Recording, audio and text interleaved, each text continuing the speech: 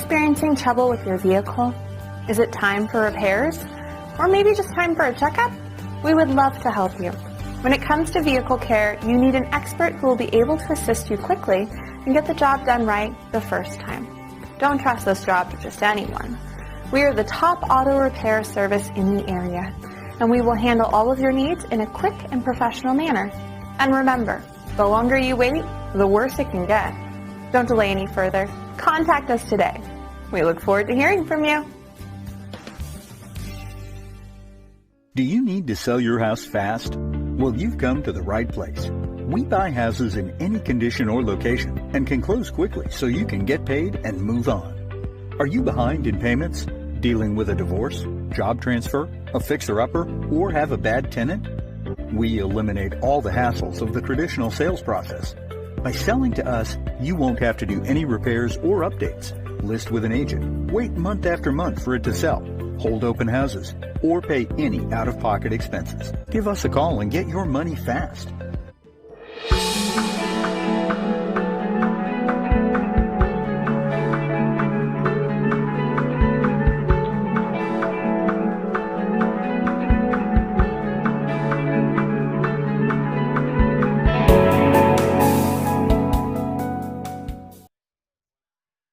Alright, we are live at the K2 pool room. We have our special guest today, Hello. Mr. Duncan I am Wise. back today. He's back from Tucson. We are about to start here. We do have two females playing, Natalie versus Kaylen. They have, let me fix my hair a little bit. They are playing for Your 100 hair. raised to 11 10 ball. Your hair is And not important. they are, what? Your hair is not important. My hair is not what? Important. It is very important.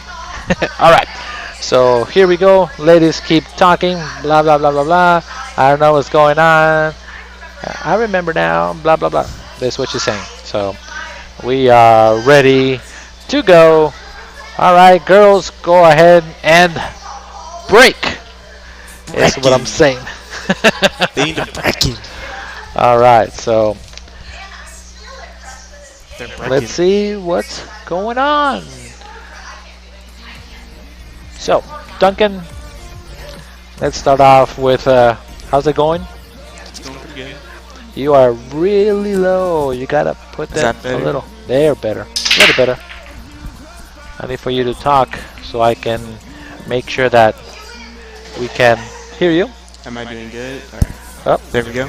A little better. Talk a little louder. Okay. There we go. I might have to increase your volume there. Let's see. You making me sound louder?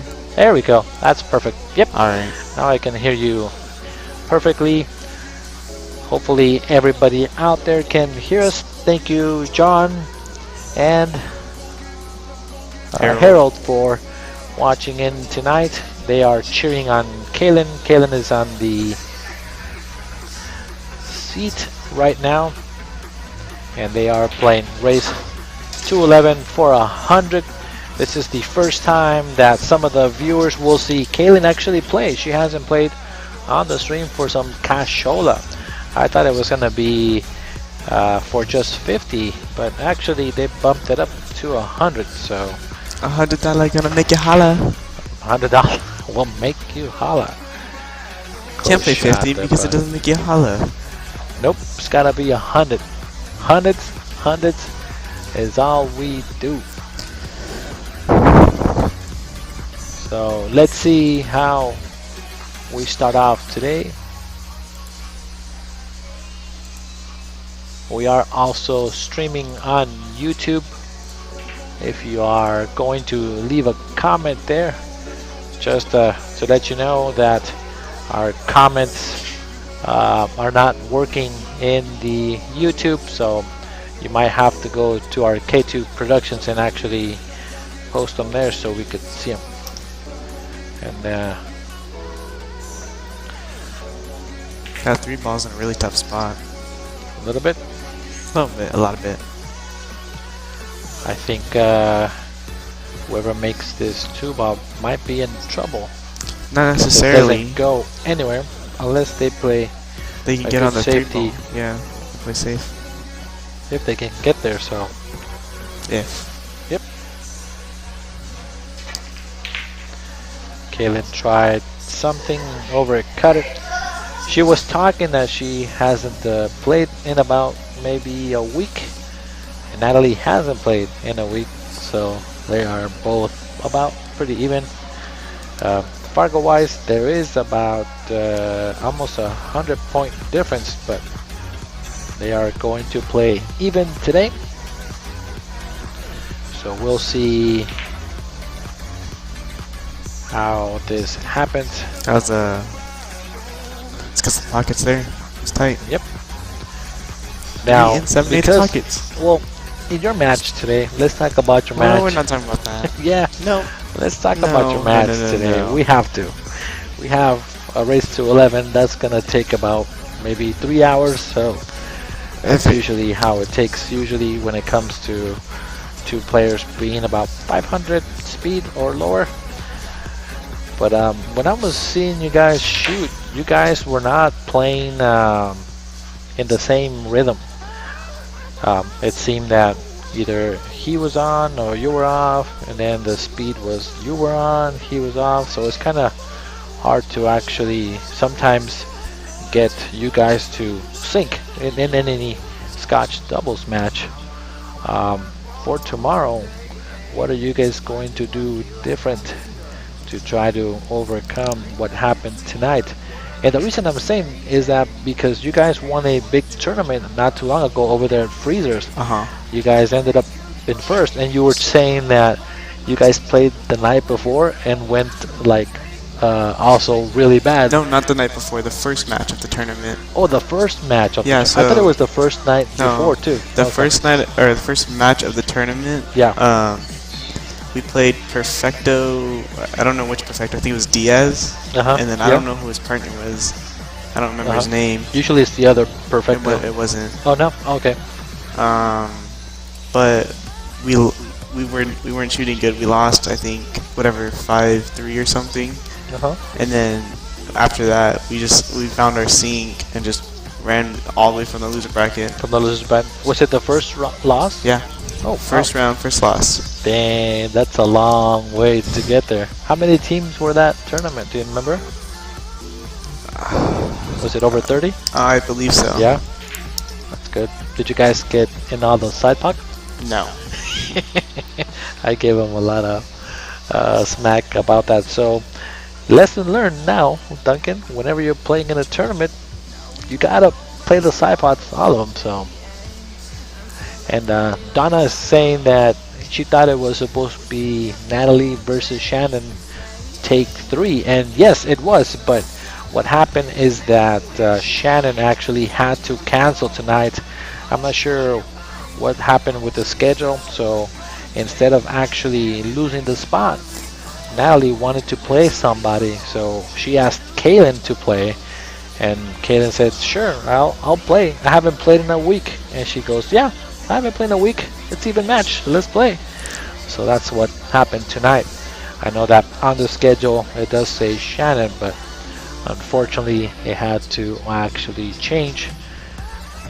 And those are rare cancellations. We know that sometimes life gets in the way and you have to adjust to it, cancel an appointment or something. So it does happen, so it's alright. So going back to what we were talking about, yep. I think what me and Steve really need to do is just don't worry about shape as much, because we both can make balls no matter where we're at. Like, right. I think instead, because here I think we were trying to play too much of perfect shape instead of a general area of shape. Yeah, and then one thing that I was noticing when you guys were kind of playing is that either one or the other didn't walk around the table as much. So hopefully for tomorrow, if you guys do that, especially for 8-ball, you really have to look at all your options to make sure that you're playing perfect shape, because you have to. Any kind of little mistake here and there will cost you the game because of not getting there. So yeah. All right, Kaylen in the previous shot actually shot a combo, and ended up making both balls accidentally. She didn't want to do that, and then she tried to cut the 4 ball and ended up missing it a little bit. It worked out since she got Natalie hooked behind the 10 and the 9. Gilbert Duran is saying hi, Duncan. Hello, Gilbert. How are you doing today? And Gilbert is one of our followers that is always jumps on our stream, so he's a regular. We do appreciate him actually hanging out with us. And I know tonight there's approximately 30 viewers. There is a Friday night fight. Tonight is the end of the Friday night fights. Tonight is going to be Scott Frost versus Nick DeLeon. Oh. Actually, yep. And didn't Kaylen just say Nick was practicing with Scott? He was practicing with Scott, is what she said. But this is now the end of Friday night fights for Junior. No more Friday night fights, at least until later on. So until when? Huh? Until when? I don't know. I don't know until when. He didn't post until when, so he might just do it once in a while, I think. But for now, they're not doing Friday night fights, or they might do them at the bar, because some of the bars are now open. Yeah, because those are more of the quarantine Friday night fights. Yep. So that's probably why it's going to stop there.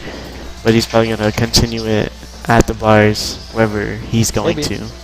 I think that might be the thing. So if anybody out there knows, let us know in the comments so that we can relay the correct information.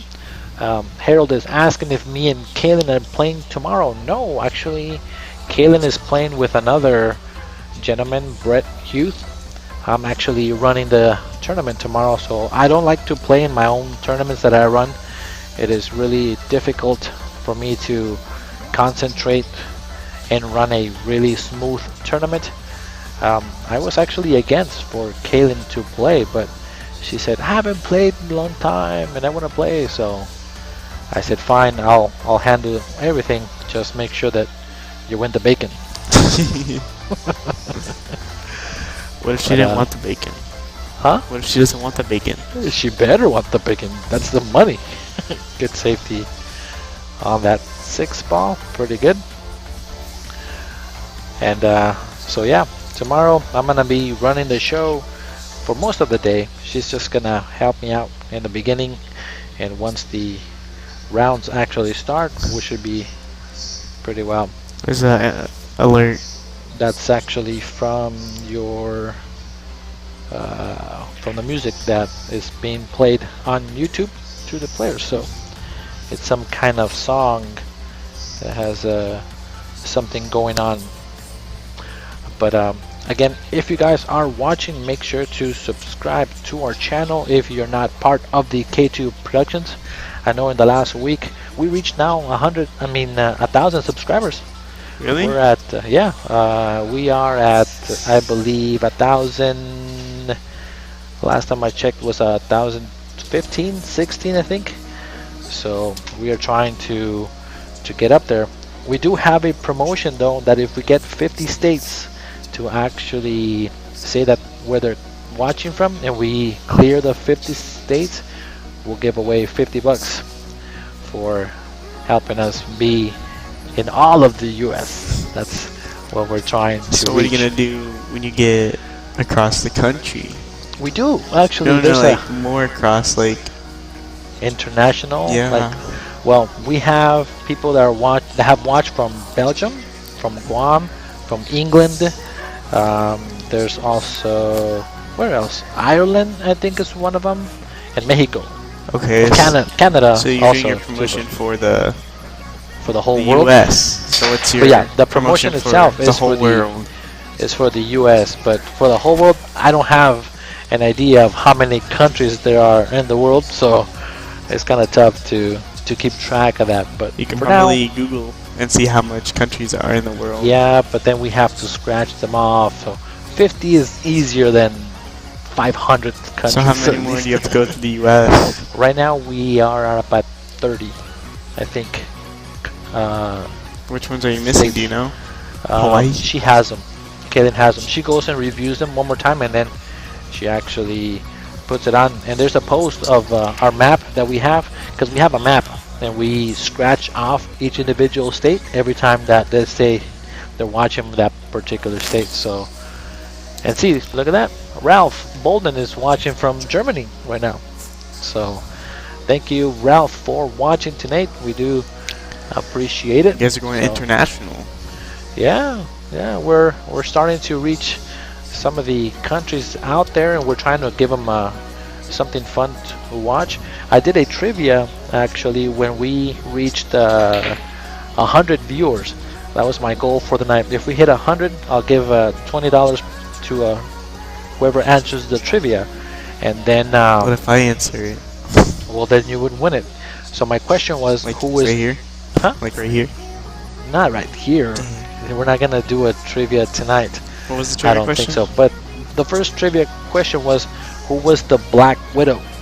Oh, Janet Leigh. Right, but you have to spell it correctly. Oh. Yeah, I know. Oh, exactly. So people said Jeanette. Is it Janet? It's Jean. Jeanette,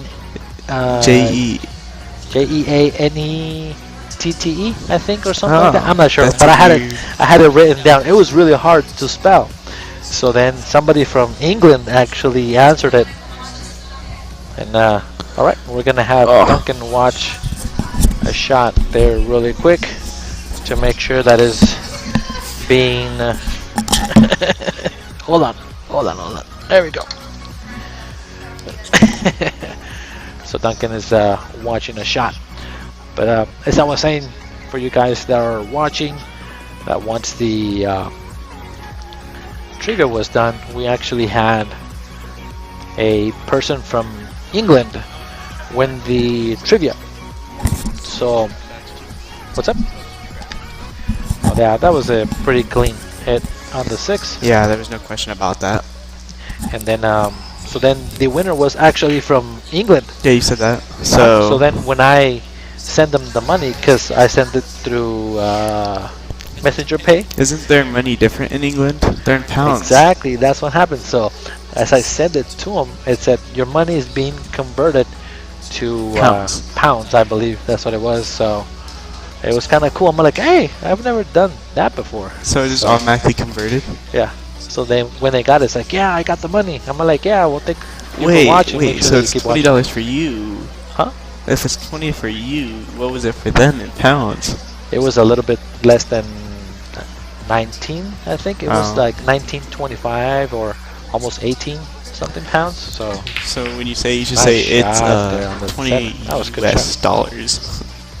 Yeah, for next time. Yeah, just to be safe, because he could have been like, "Can you give me $1 more?" I would have. Why not? It's just $1. No, I know, but you know my point. Yep. So yeah. Because if you say 20 US dollars, then they can't get mad if it's less. Yep. Yes, sir. Or if you are like from Guam, $20 is quite a bit of money too. How much is it in Guam? I'm not sure, but I know that there's only a couple of countries where our money is less, and I know that England is one of them, but I'm not sure about Guam. That's so less? You can say the money conversion. What is $1 is 89 euro. That's what it was. It converted to euro dollars. Oh. That's so what is happened. Guam? I'm not sure. You're going to have to Google what is the currency for Guam, and then you can try to convert it that way. Alright, so let's see if Kaylen can handle this shot here. She made a really nice combo on the previous shot to get there. See, it's $1 still? It's a US dollar. Oh, I didn't know that. Oh, cool. I thought it was something different. Let's do Sweden. She kind of sold out there a little bit. This Swedish particular krona. right? Swedish krona. Swedish krona. Let's see what that is. What is Swedish krona? That is Swedish is for Swedish? $10 for $1 US. Wow. Or My bad. 10 Swedish $1. krona for $1 US. So that's 9 to 1. Yep. Almost $10. Almost 10 Swedish kronas That's for right. $1. Not $10. So if they win your $50, 50 times. Yeah, see? So it depends on where you live. It is that's pretty worth good. it. Oh, nice That's out pretty there good. by Natalie, taking up the first. Scores 1-2-0 really quick. I'm gonna go ahead and step out for a minute because I need to set up the stream on the other room so that the other guys that are watching can watch the stream as well. So give me back in just a couple minutes, and Duncan, you're in charge, so here you go. All right. So I'm in charge. So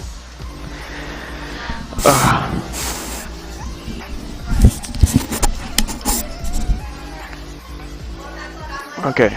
So Natalie takes that game. She leads 1-0.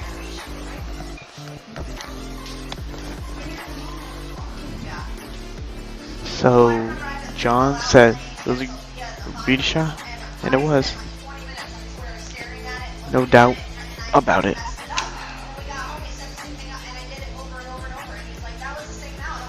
The Kaylen saying something about a sing out. Gilbert, I'm actually from Tucson, Arizona. Tucson, Arizona is where I'm from. So I'm about an hour drive away. Yes, Tucson.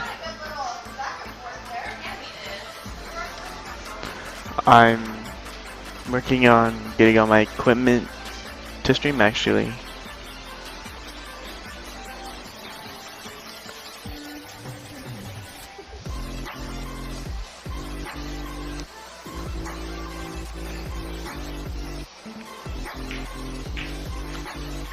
Ooh, that was close. Pretty good lead. I'm just looking at money difference.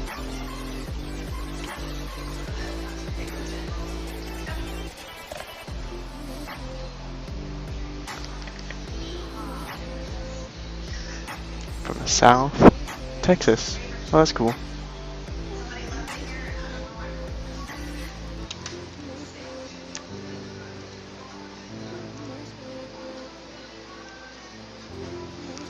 So, see what Kaylen can do with this. It's a pretty good safety shot.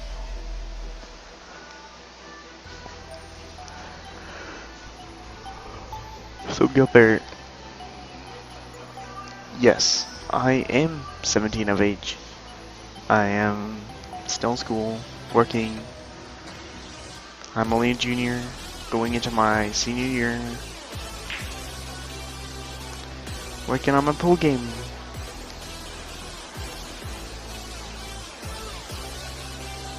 Oh, that's nice. Setting up at his man cave.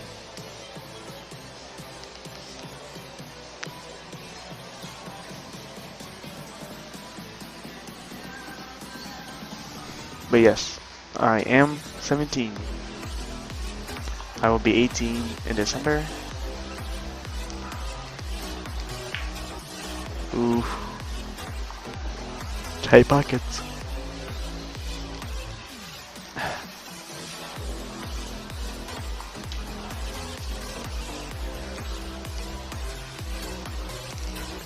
Gilbert, not at the moment because for APA I can't play any money matches or anything. I can only play the league.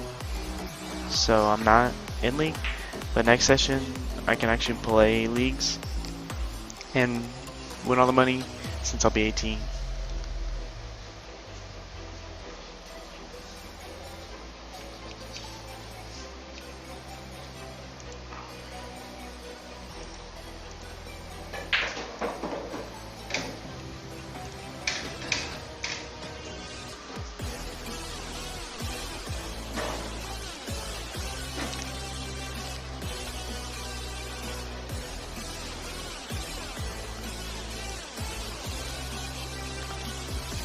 I mainly play money matches on the side.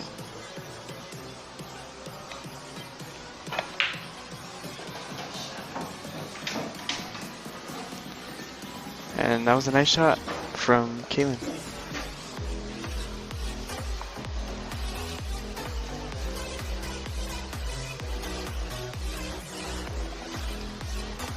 So Gilbert, are you in any leagues? Like, if you are, what leagues are you on?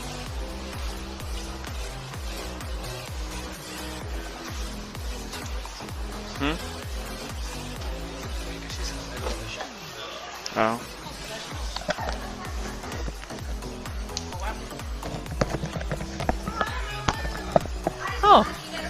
Oh, that's good.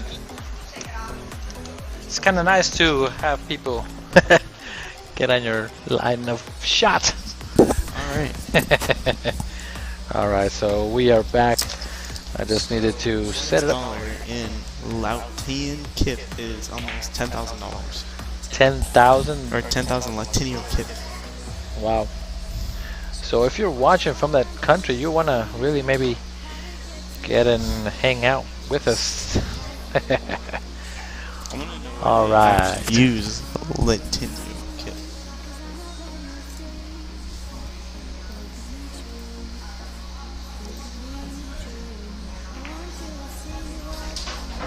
And did you answer the questions of Gilbert?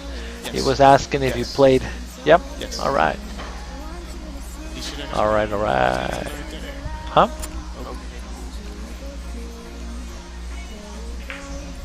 And Gilbert is just answering the questions of what type of leagues he plays, saying that he plays BCA leagues. I can't hear you if you're. What is BCS? I think he went BCA. Yeah. He went USAPL. So yeah. Which one's your favorite out of those three leagues? Myself or for him? Both. Huh? Both. I like playing BCA. I like BCA because, especially because of the break. The break in BCA I like better because you can have option of an open table or not. Yep. It is a much faster game. I do agree with that. And Natalie's playing really solid right now. I saw her actually do a run from the 5 all the way to the 10. Oh, she almost rattled the ball. Good shot there. She's about to be up 2-0 here after making this particular shot. $1 US shot. is what? 10 million? 10 million? Let's see. That's 100,000 million. Yep. 1 million of a Bitcoin. No, $1 US is a millionth Bitcoin. Yep. So it's nothing. You don't want to invest. Well, I mean, he's getting. Let's see if he gets $50.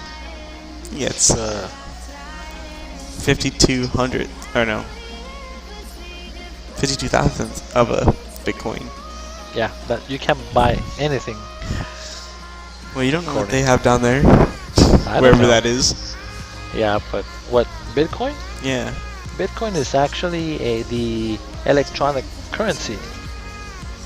You've never heard of Bitcoin before? I just don't pay attention a lot. Ah, okay. Yeah, Bitcoin is What type of currency does the Netherlands use? Do you know? I have no idea. No idea there, Duncan. I don't live in the Netherlands, so it doesn't matter. Euros. Alright, so back to this game. Natalie is up 2-0 on a early lead. Natalie is saying that her favorite game it is 10 ball and rotation, including 9. So good shot, good draw, good position on the combo here. He's gonna shoot the 10 ball after shooting. Shooting the 9. Damn. If you live in Guinea. Combo. Good shot. If you live in Guinea and you win the $50, you get $472,500 or 500 Guinean francs. Give him some francs. I might have to leave the country. Take a couple thousand over there and couple thousand. Probably. That gives you. Oh, ended up scratching. So now Kaylen has a chance to You'd get come to the table. 18,900,000 with 2,000. I don't know what happened. So you can hear it. Well, I can't. I don't have the remote, so. And this is off. Okay. If you take 2,000 to Guinea. It's coming from the other room, possibly if you want to shut this down or the other door. And Kaylen is saying that she can barely hear the stream, and we have the other people actually watching the match on the other room in the big screen, so that's why she's saying that she can barely hear the match itself. But again, she does have an option of actually closing the door, so, and she ended up missing ball in hand. That's a kind of a bummer there. And John is giving some coaching from back. She's watching,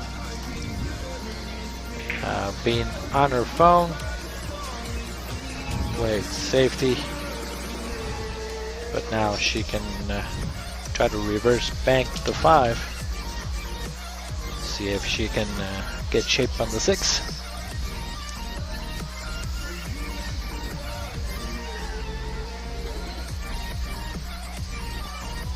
Yeah, either way, it's a delay between what she's actually shooting and what's actually going on the screen, so nobody can actually get the coaching exactly.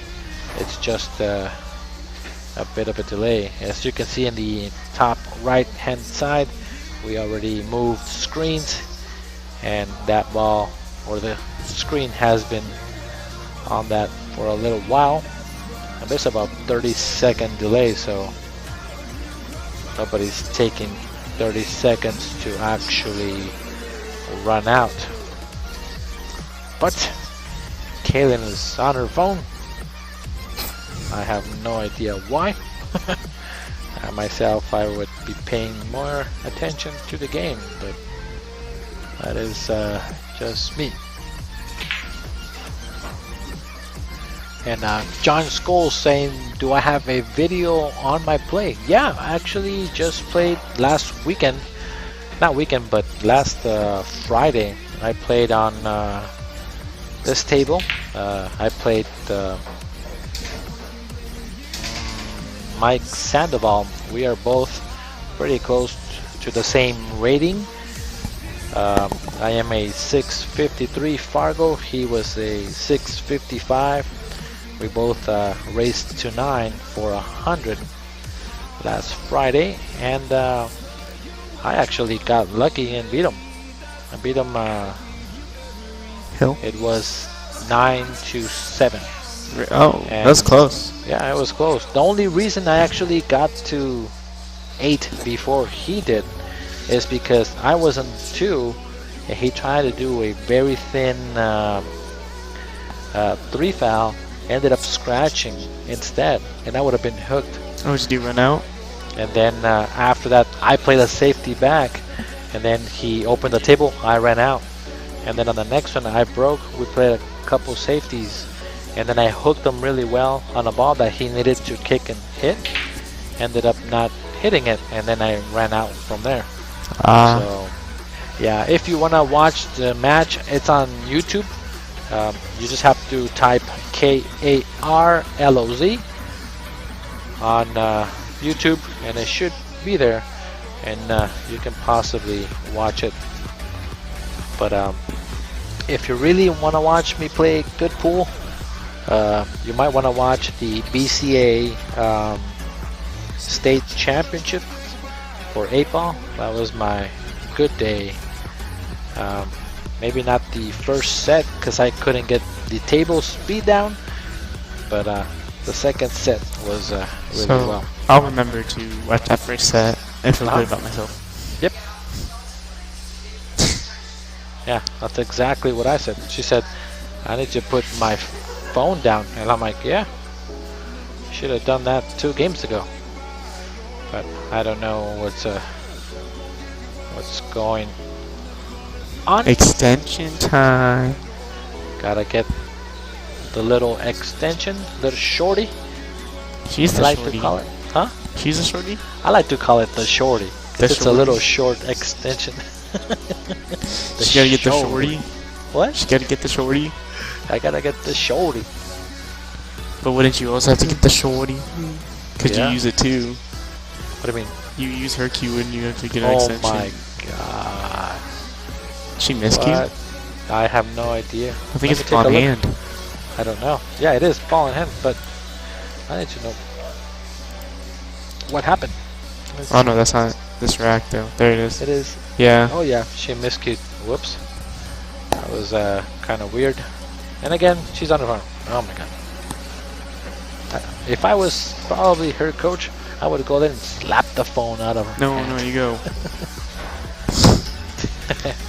Yeah, she's more focused on her phone than the actual game. So then, what kind of was the purpose of trying to shoot? I don't know. I like to put full attention to my match and be on the game instead of actually being on the phone. But something must be really important. I don't know how important it can be because you're not texting her. I don't know. People might be messaging about the tournament tomorrow, which, by the way, tomorrow at 10 o'clock in the morning, it is a race to 5. Chris Negrin is saying that him and Ryan have to back out. I'll go ahead and make sure. Can you reply? Let them know. Can you post on the K2 so that we can get the next team online to come tomorrow? So we do have a couple of teams that are waiting for a spot. And yeah, she's just not 100% focused because she's on the game. She's on her phone. Yeah. Again, there it goes, on the phone. So I don't know. Not sure what's going on, so trying to figure something out, but I think myself it can wait. Brian is saying that I should actually text her and let her know that she needs to put her phone down. No, it is a lesson that the player has to learn. If she doesn't actually learn the hard way, it's going to be something that she needs to learn. So, all right, score is 3-0. Doing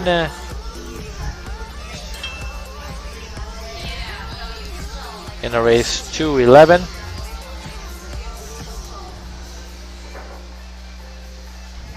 So, Duncan, what is one thing that you do to actually keep you focused? I actually saw today when you were shooting that I was saying that you were slouching. There was a time, I think it was 3-0, and you were slouching, kind of defeated on your chair a little bit. I think it was possibly the second set. No, so. I'm pretty sure it was the first set. What's the first set? I think so. Yeah. So, what do you do? How To do stay you focused? fix- Yeah, because Well, even when you are in the seat, that you're not actually playing, I think keeping focus is also very important.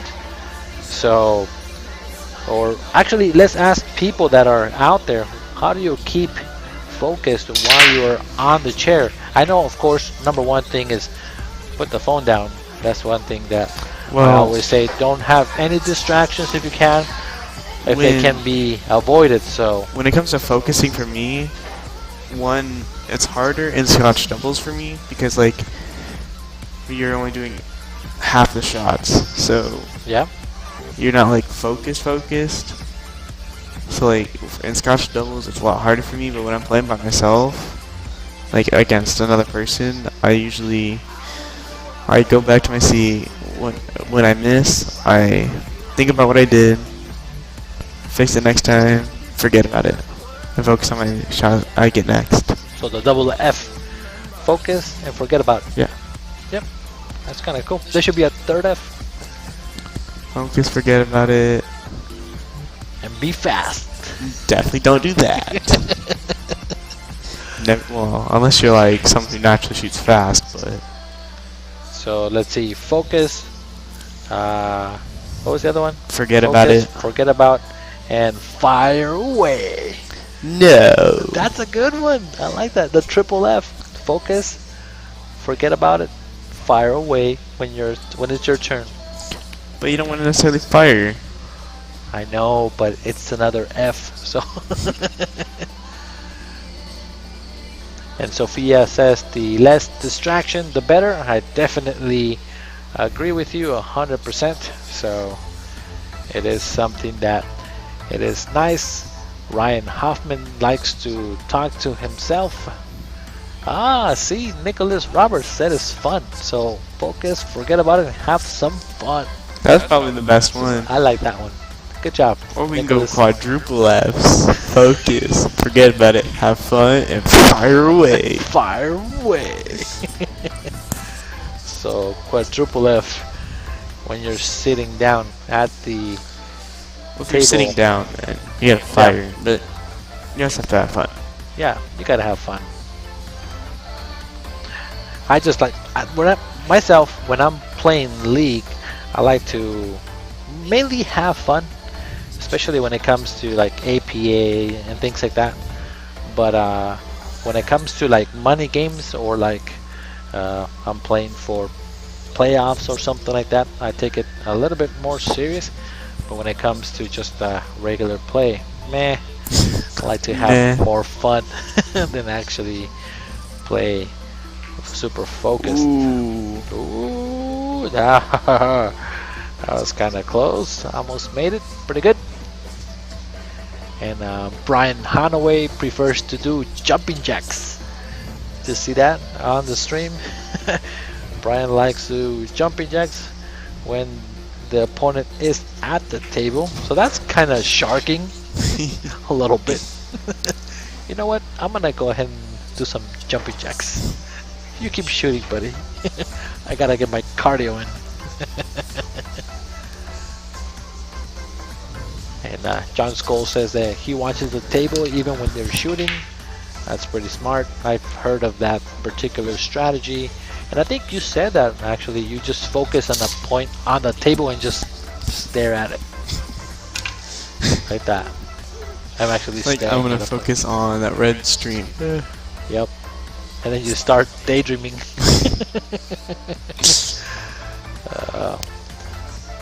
Alright, so She called Kaylen it is, safety. yeah, she called safe here on the 2-ball. I think she's gonna put the 2 on the side, or put it on the other side. I'm not sure if you quite got The that. 8. I think she can hardly see the 8, but I mean the she 2. might guarantee the 2-ball. Yeah, she might guarantee a shot at the 2-ball again. She's saying to see if she wants somebody to watch it.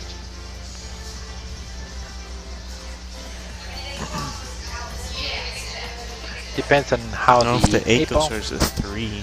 Well, we'll see it from here, and then we can even call it if they ask us, but it should be See, pretty that shit was obvious. That's a good shot.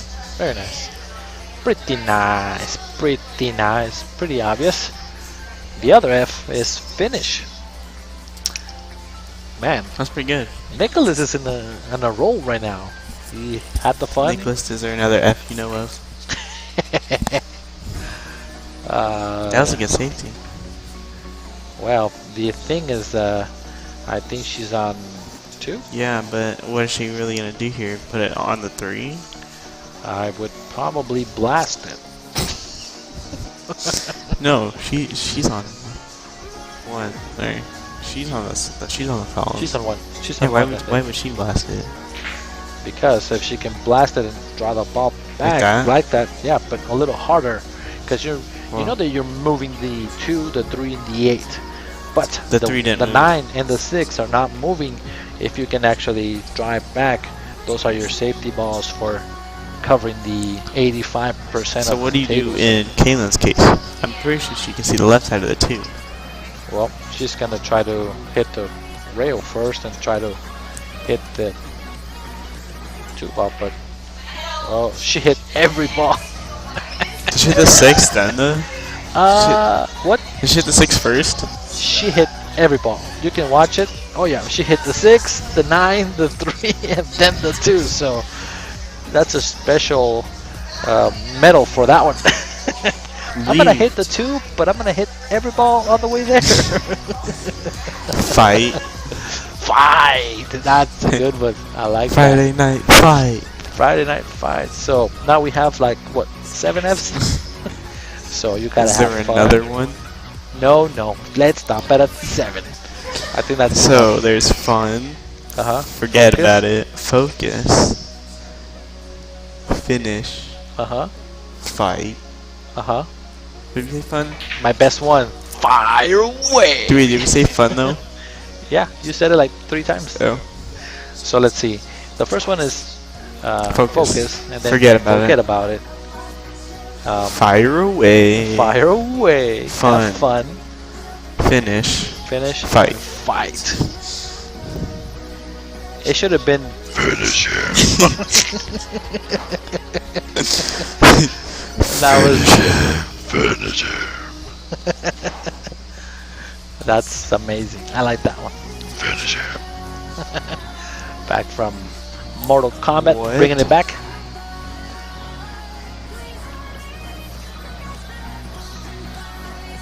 Fury. Fury.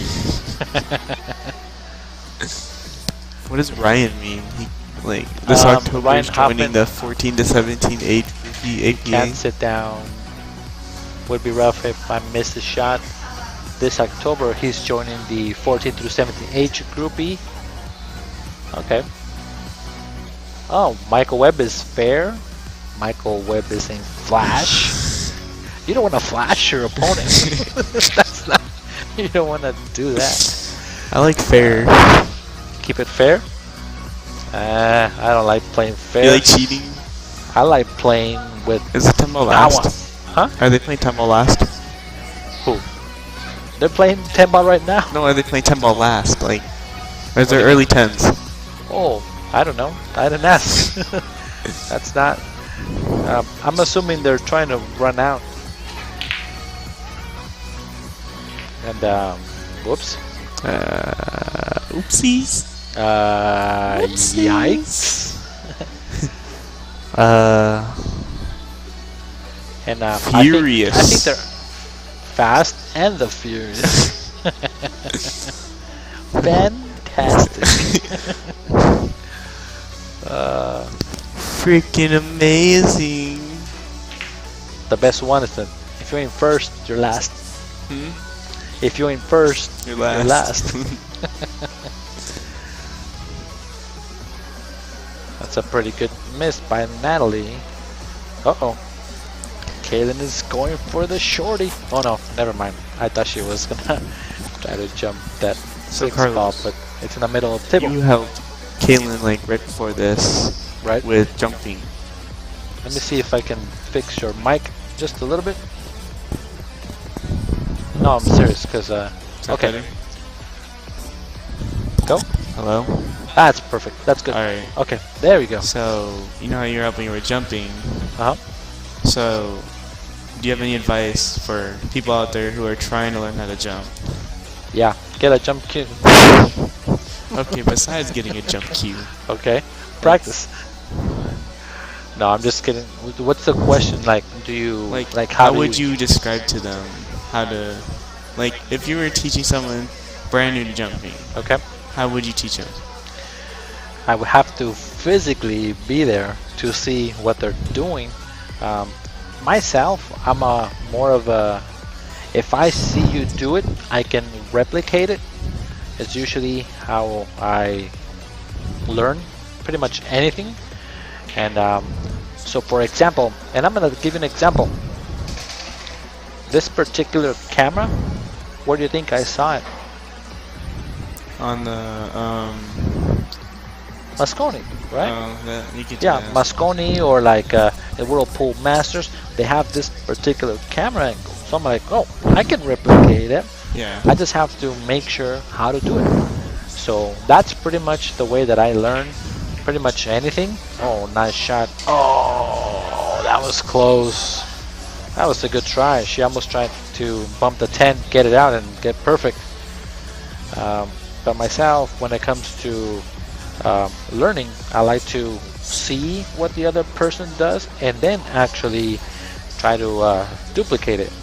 But I believe that I can teach you something that I know that I learned the way that I learned it, and it might help you with your game. So when right now when Kaylen was practicing her jumps, she said that she wanted me to help her out, but it is what, 8 o'clock.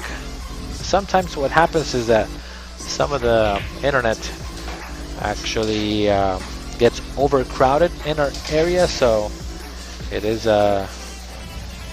tough to keep a good feed the whole time. All right, there it is.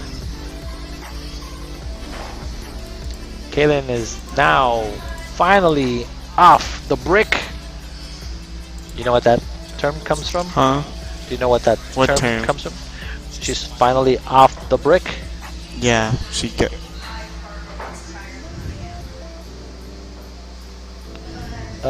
Yeah, tell them yes. We just need to actually move all the food into the fridge. So it'll be available tonight. One of my friends is wanting to borrow an ice chest for tonight because he's going to the lake tomorrow, and of course I don't mind doing that. So now Kaylen is starting to possibly start to run some balls here. We'll see if she can continue that particular pace. And now again, back to jumping that we were talking about. I just rather see you actually see what you're doing. But one thing that if I'm actually talking to somebody online is two things. Go ahead and go online and find how to jump a cue ball. And at the same time, there is a cue ball that actually teaches you how to jump. Have you ever seen that? Have you seen the clear ball that has a red dot in the middle, and then you jump and you aim at the red dot? I have not seen that. You've never seen that? No. Yeah, it's a pretty cool. It's the cue ball is just completely clear, and in the middle there's a red dot. So when you're actually jumping the ball, you're actually aiming right at the middle of that dot, so that you're jumping clean and straight. That's how some of the people practice how to jump. And as long as you have a good stroke like you do for just regular shooting, you should be able to actually run out. Holy cow, what just happened? That was crazy. But yeah, that's what I like to teach, or try to teach what I can. So now let me ask you a question. I know that About my jumping? Nope, Oh, nothing okay. related to jumping. But you've been playing forever. Now you're 17, and you started playing when you were little. 10. Right? So you've been playing for 7 years, and I know that as you are learning something, you take what somebody teaches you, or you not take it, and then you just go ahead and not use it to your game because it doesn't work, right? Have you learned anything by myself? Have I ever taught you anything that Has helped me? yeah, that actually sticks with you, that you're like, oh, I remember that I learned whatever from me. Just as an example. I'm trying to think, because there's not a lot of times that you actually taught me, like physically showed me something. A lot of it probably just comes from your shooting style. Okay. So like Just I can't, watching. yeah. So I can't Yeah. say that there's one specific thing that I've learned from you, because I just watch you and I just pick it up. I don't really Okay. realize if I did or did not. Okay. So like there could be a few things that I picked up, but I don't actually realize that I got it from you specifically. So then you replicate Yeah. from watching. Yeah, I'm kind of like you. When I see it, I do it. So yeah. like, this is probably one of the things that I've probably picked up from you. So when you actually bottom, you kind of aim at the felt, Oh, okay. and yeah. when you stroke it, you come up a little bit. Okay. I'm actually starting to do that now, Oh, okay. and my stroke when using bottom has gotten a lot better for one, and I'm controlling it a lot better, and my Oh, okay. aim is better. Oh, that's good. So I think that's one thing that I picked up from you. Okay. I don't even remember where I got or picked it up from, but I know that when I first started to draw, I always jumped the ball off the table, or I would miscue. And then John Smith actually did make a really good point when it comes to shooting and drawing the ball, is that the cue has to be as level as possible on the felt, so that when you are following through the ball, You you're don't hitting go down and pop it up. and then you go like up. So level cue and just follow through will give you a good draw stroke Yeah. on the ball. And then at the same time, I used to draw really well, meaning that if I was on the 9-foot table, I would hit the ball with good stroke, make it come back all the way to the bottom of the rail and get halfway, not to the other side, but get halfway. So now when I've tried to do that, because I've been playing bar box a lot, not even halfway. It's so crazy that my aiming has gotten worse with me playing just bar box only, and my stroke went away because I had a really good stroke when I was playing big table like 3 times a week. So sometimes when I need that stroke, and I'm like, I don't know where it went. I don't know where it went. So, But I do think that is one thing, because I didn't, like, I just recently started doing it, and I think when I was here for 2 weeks, because we practiced pretty much every day. yeah, because Right. Kaylen wasn't here. Yeah, because it was usually right after who was last. So Yeah, after we right practiced at for a 10 little o'clock, while. pretty much. Yep. We practiced till about midnight, and every time I started to draw, that's about what you did. Okay. And I realized almost every shot you nailed it right in the center of the pocket, because when I do it, it helps me aim like straight with the cue Straighter? ball, Yeah. because you're not- without hitting right or left. Right, because you're shooting pretty much center ball the lower you go, because there's less circumference of where you're gonna cue your ball into that. So I know that is one thing that I do like to do, is aim low and aim really low so that I'm hitting the ball center.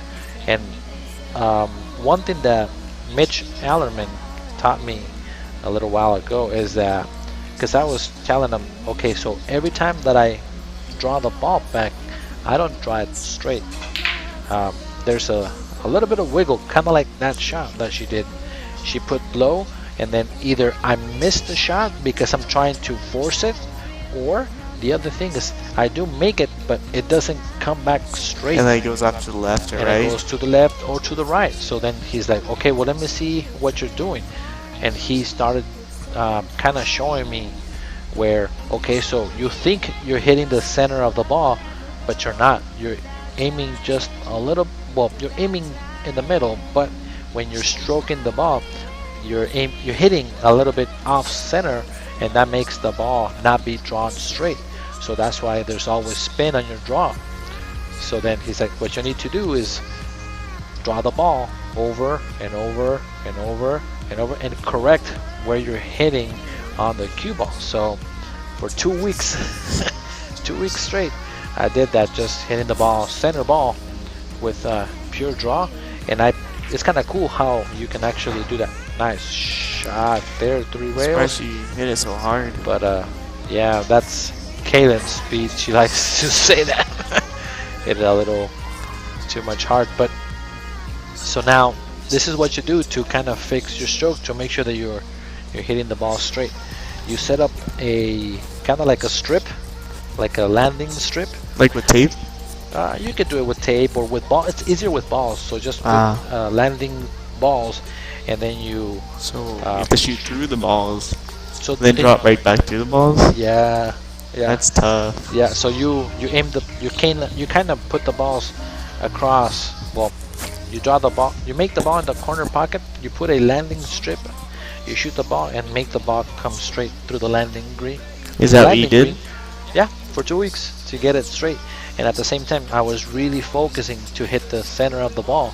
So it's kind of a fun, because anytime that you're practicing something, you gotta make it kind of fun, so that you can, what's it called, not get bored with it. How did you make it fun though? That way. Oh, by doing the landing strip? Yeah, yep, doing the landing strip, shooting the balls and then the strip, because it's always kind of fun to, like, okay, I gotta shoot it and not hit any of the balls and just draw it straight back. That was a really nice shot. Oh my god, what a shot there by Natalie. Very nice, very nice. Scores 4-1-0-4-1, race to 11. She's doing pretty good. Natalie? Pretty good shot. Yeah, yeah. That's a good shot on the 10. Just the only thing that Kaylen overrolled that ball. But yeah, anytime that you practice whatever your weakness is, if you make it fun, it's and challenging at the same time, it's kind of cool to do your drills over and over again, and then you slowly get better. So yeah, that is something to do. But to you, what is your weakness that you think you have in your game besides jumping? Because we just proved that today. Yeah. You don't gotta remind me. I'm not saying just. Well, it's not really my jumping. It's the aiming. Well, it's not really the aiming. It's kind of the specific way of jumping. Because when I do the dart, I'm pretty accurate. When I do with my shoulder behind me, it's pretty accurate. Like a full stroke. Yeah. But then when I did the sidearm, like you have been doing, that's when my aim was changing. Yeah. So it's the way I'm jumping that my aim's off. But well, at the same time, you're not used to it. Yeah. So, yeah. But specifically, I think one of my hardest is using inside English.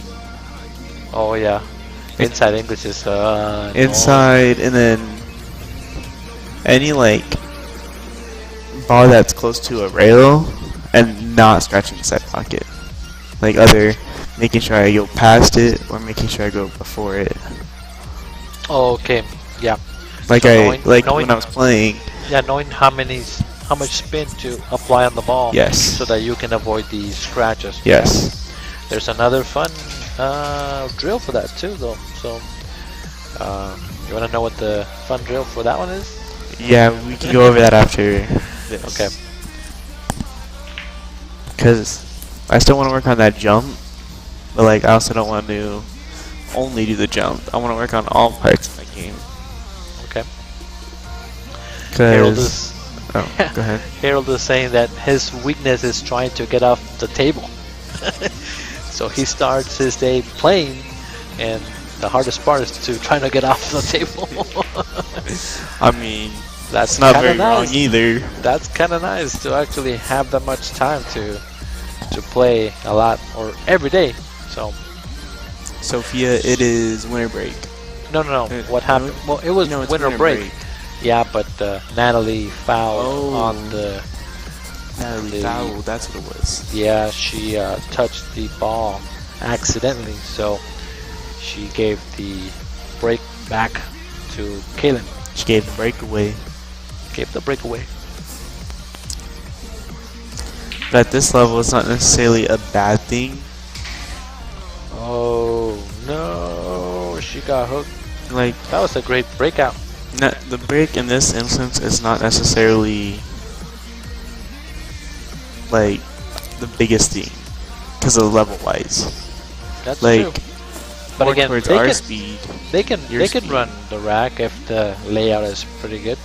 True. But so now this is more for like the lower maybe rated players. Do you, and I'm gonna ask you because your Fargo is only like 490. Whoa!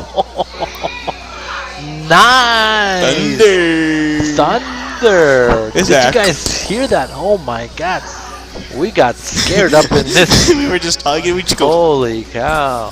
That's kind of cool though because here in Phoenix, you don't hear thunder ever. Really? Yeah, we never hear thunder in Tucson all the time. I hear thunder back at home. Not that loud though. Oh, I mean, back it's at like home? a little bit, but it's not like that. But not as loud as this. Sometimes they're loud. What a shot! Like sometimes they're Get loud, but shaped. like they're not usually very loud. I think the thunder really got her going. Got her scared, and It's she's like, thunder. All right, so what were you saying? But about the lower rated players? Yeah. So let me ask you this question to see if you maybe pick up on something. And I'm gonna teach you something while we're commentating. So you know how we were talking about when you're sitting down at the table to pay attention to details and things like that. So you were saying that when it comes to lower rated players, they're not running out, right? So when it comes to like 300s, 400s, maybe 500s, but now 550s, you're starting to see some runouts here and there. But the thing is, do you ever pay attention to how many balls both of you guys are running? Kind of like when you were playing Jonathan, because wow, what a shot. She called it too. Nice shot. When I was playing Jonathan, Damn. how many balls were you running in a row? Yeah. What was the most balls that you guys were ever running? If I remember and what was right? the average? Yeah, Okay, so now... Well, the most we ran, I think, was 7. Or maybe 8.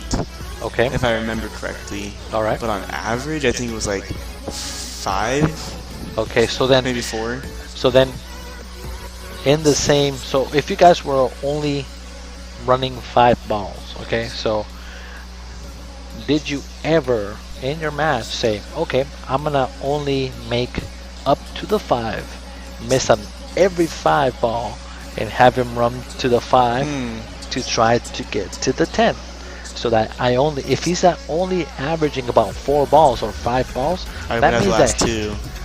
You always miss in the 5. You know what I mean?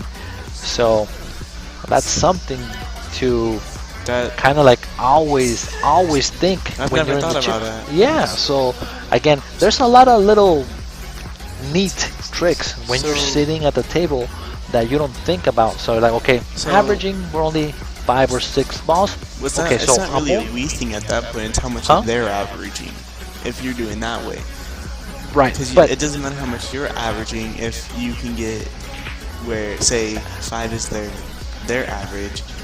So say Kaylen is averaging 5, she goes up to the 5, and then she's got to run 5. So again, it all depends on how many balls, especially on a big table. You will see that difference where, okay, well, we're only running 5 balls. I'm only gonna run to the 5. I know that they're not gonna get to the 10 for the most time, because again, you want to win most of the time every single rack. So by that theory, miss on the 5, they will only get to the 8, maybe to the 9, and you have a 3 ball out. So I've never actually thought about that. That's pretty smart. Again, being on the chair is is important as not being on the chair. So what you're saying is being in the chair is just as important as being on the table. Yeah, because the thing is that you gotta think of a way to change something. And if you have a strategy going in, it's like, oh, you know what? We're only getting to the 5 ball every time, or we're only getting to the 8 if we started the 3 ball. Okay, so I'm gonna start missing on the 3 on purpose. Maybe hang it, leave it there, and see if they can run out. And then if the strategy doesn't work and they are getting to the 10, okay, then you have to play.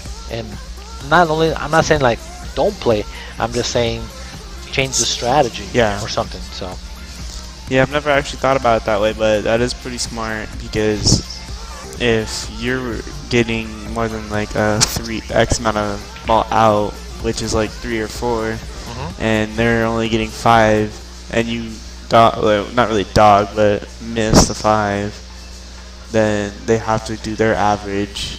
But in order to win the match. Yeah, or you purposely miss the 4, so they have to do more than their average. Yep. That makes sense. Yep. So you might want to try it maybe with another opponent that's about your average in Fargo ways. But then when you're sitting down, maybe kind of mental notes of how both of you guys are playing, and then go from there. Oops. She overruled this ball. Well, yes, you did overroll it, but this is a pretty easy 2-rail shape right here. Where do you go? Well, I was thinking there, but this angle looks different. But I still think you'll hit here and go around 2 rails there. So go on the left rail to the top rail, back to the center table. She's gonna try to cut it though. Well, yeah, cut it there. And she made it. One pocket bank. Options. She's not wrong. Yeah, she's absolutely right.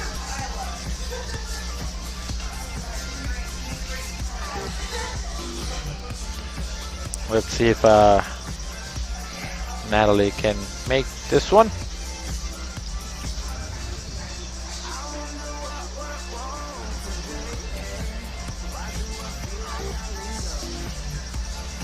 We're both quiet. That was a good shot. That was pretty straight. That was pretty straight. Good shot there by Natalie. Scores 5-1 in a race to 11. Putting some really good shooting tonight. And Cindy just joined. Cindy's another of our sharers. She actually earned the badge because she shares our stream. She learned the what? Multiple times. There's a badge that people get, and she's one of our top sharers when it comes to the K2 production. So Cindy, thank you for joining tonight. Again, if you guys are not part of the K2 Productionz page, make sure that you subscribe and follow. We do give out and do some giveaways. The next giveaway that we're trying to get and give out is once we reach 50 states that have been watching our stream, we will give away $50 just for letting us know where you're watching from. So again, just post on our comments. We will go back and check to see if we can scratch your state off of our cool little map that we have. And again, once we do that, we will do a simple trivia related to pool, and then we will go from there. We also have to figure out a trivia question. And the trivia question. Actually, I'm gonna give you a trivia question today. So you know, what's the guy that had the most balls run in 14.1? Not the new guy. In 14.1. Yeah. Who is the record holder? Willie Mosconi. Yeah. Oh my God, I couldn't remember the name. It's not Phil. It's probably Skylar Woodward. No, it was Willie Mosconi had the record for the most balls run in 14.1 ever. In 14.1 seconds? No, 14.1 straight pool. Oh. It's called 14.1 called straight pool. Straight pool? Yeah. Willie Mosconi had the record, but then Mr. 600 which is John Schmidt. Schmidt. Yep, John Schmidt beat the record, but Did someone else this broke it? no, Oh. he has the record Okay. now. But my question is that trivia question for you: Willie Mosconi, when he was young, his dad owned a pool hall, and his dad did not want him to actually play pool. It's kind of crazy, right? That is weird. But okay. I know. It's crazy that his dad didn't want him to play pool When he because owned a pool. it was back in the day. So pool had a kind of a bad reputation back in the day. So I can kind of understand. My parents still think that playing pool is kind of bad. And I'm like, you guys don't know the game now. I know it, so I always try to explain it. But yeah, Sophia said John Smith. So then Willie Mosconi, so that he could play pool, and his mom actually helped him play pool. Trivia question: because his dad didn't let him shoot with a cue or balls, how did he practice when he was little? That his mom helped him out. I actually don't know this, but I'm gonna take a educated guess. It's gonna be kind of funny actually, but go ahead. Well, I've seen a lot of different things. So like, I've heard of using a broomstick, That's one. Yep. and then With the like, balls. probably like oranges or something. Something that's round, maybe bouncy balls or something. Okay, that's pretty close. But I've also heard like pocket-wise, you can use like bananas.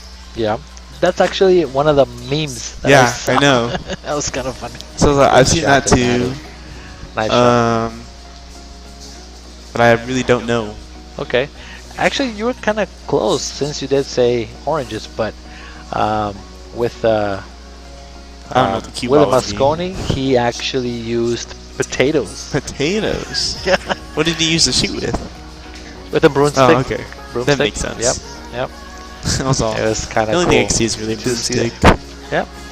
Yeah, I actually had to Google that, so that was something.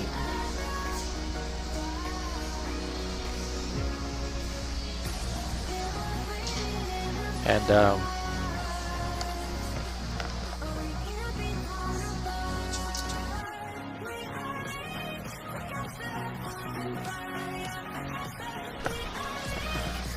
but yeah, it was potatoes. Potatoes was he I figured it was something because it was either had to be something close to something round. at least, yeah. But that was kind of crazy that I thought, okay, so his dad owns a pool hall, but wouldn't let him play. That's kind of crazy. So But, let me ask you this, because I sure. don't know how it was back in the day. What Yeah. was it like? Okay. What do you mean? Like, why was it such a bad game then? Because it's so how billiards started is that people would actually go to like the horse races Okay. and things like that, and because there was such a long wait between one race and another to get the horses ready and things like that, they actually invented the game of pool.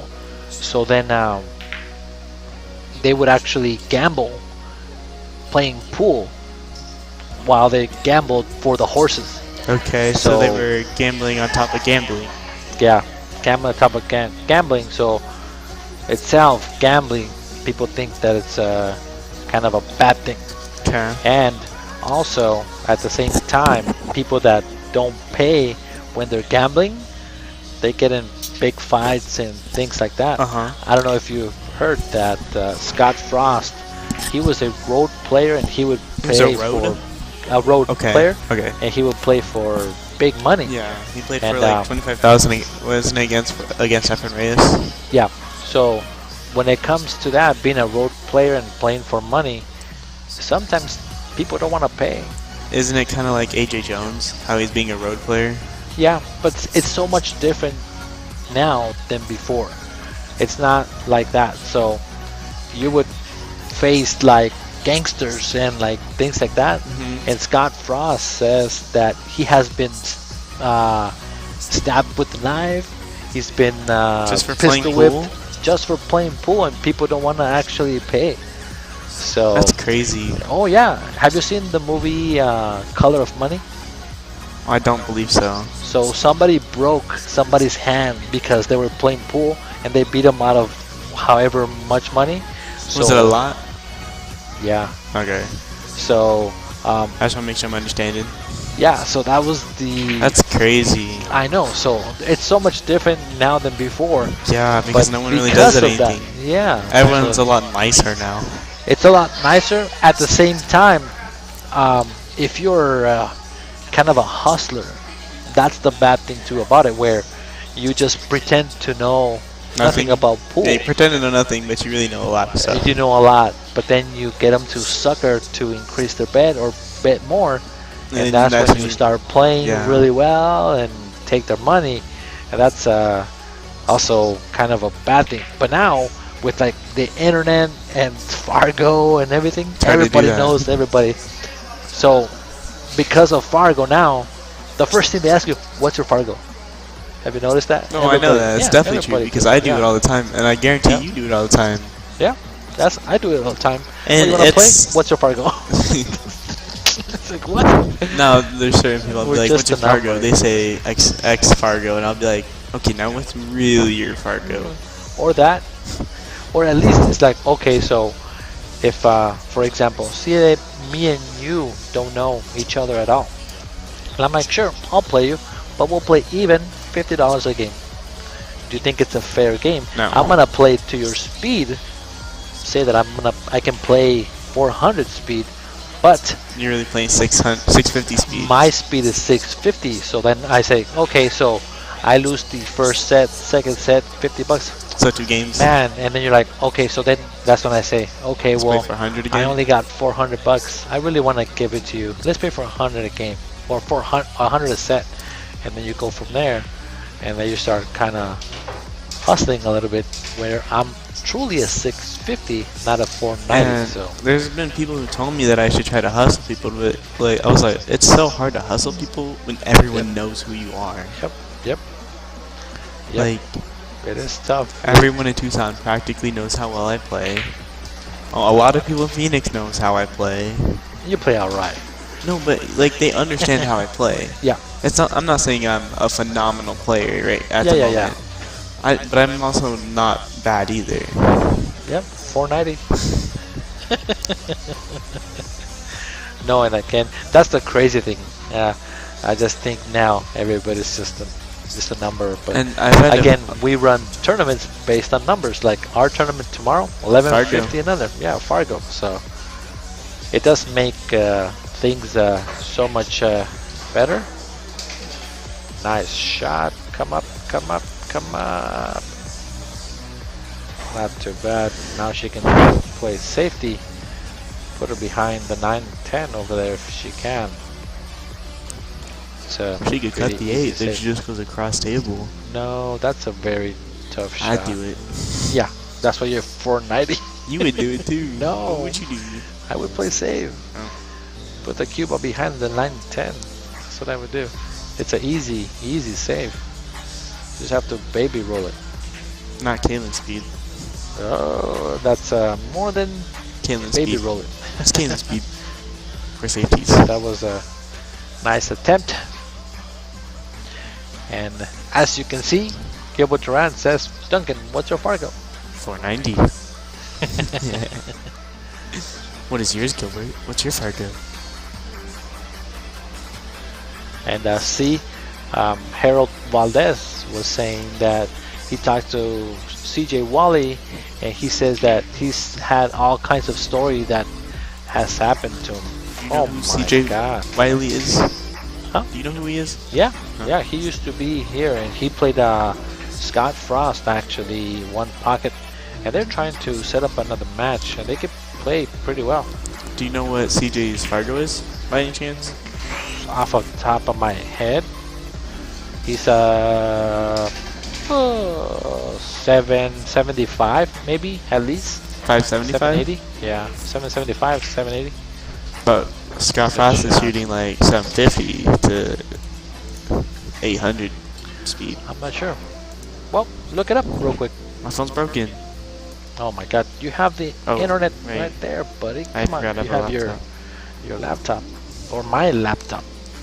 Score is 6-1 in a race to 11. And Gilbert Duran is 560. So we'll see. Am I looking up CJ Wiley? CJ Wiley, just to make sure. 727. 727. Okay. You were off by a lot. 50 points. You said 5.6. I said 775. Oh, I heard 575. No, 775. Or maybe I did say 575. But you saw 775. I meant 775. Because I know that he's not 800. Because I would see him in the top of the world, but I was giving him more credit, 750. But so maybe you said 775, but or no, maybe you thought 775, but you said 575. Yeah. Okay, that makes sense. Because I said that he plays So really well. 760. So they're pretty close, actually. 730 and 770. 760? Yeah. Or 760. So 727 and 750? Yeah, they're pretty close. Maybe one game or one ball playing one pocket. I don't think. Well, I would say that's pretty even.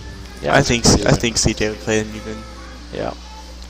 Now tomorrow's game, because I know that they're trying to have Nick tomorrow? DeLeon, Nick and Chris Robinson rematch tomorrow night, possibly.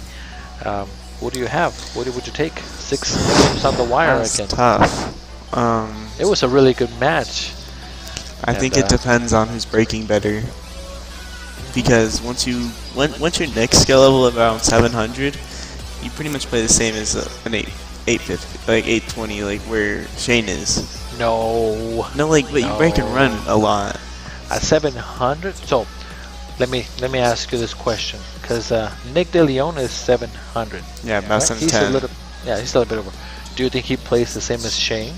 No, I mean not like the same. No way. I mean like they all pretty much break and run for the most part.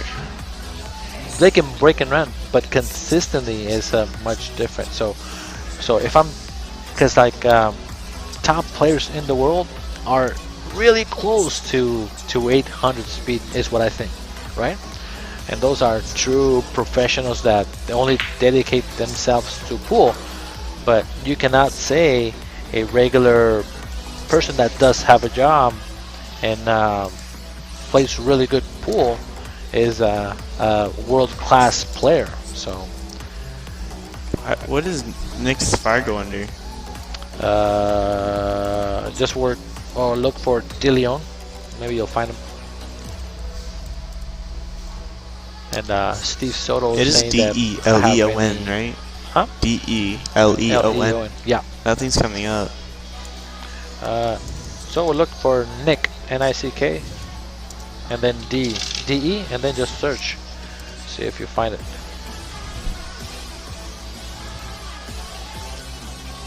Nope, not there. You're gonna have to try it. Nicholas, N-I-C-H-O-L-A-S. N-I-C-H. N-I-C-H-O-L-A-S.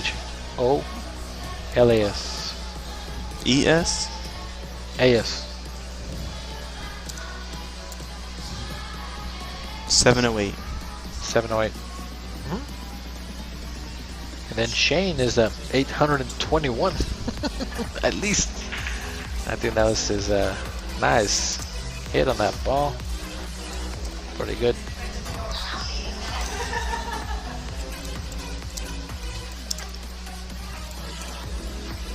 $827. Yeah, it's not.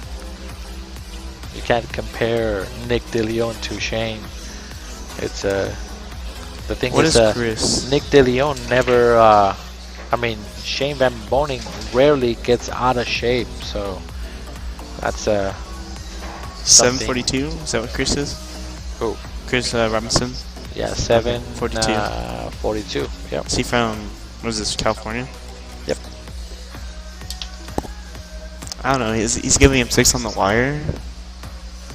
That's a lot of weight. I know. Well, so then, while we were actually streaming, we asked Scott Frost what he would do to possibly change the game or something. So when we were talking, he said that if he had seen that they were playing for that much, he wouldn't have given Nick 6 games on the wire, because he's in constant pressure right off the gate. So, but So you think a good outcome though, is that Roy's Basement actually contacted Nick De Leon, and they said that they want him to actually come out and play Tyler Steyer.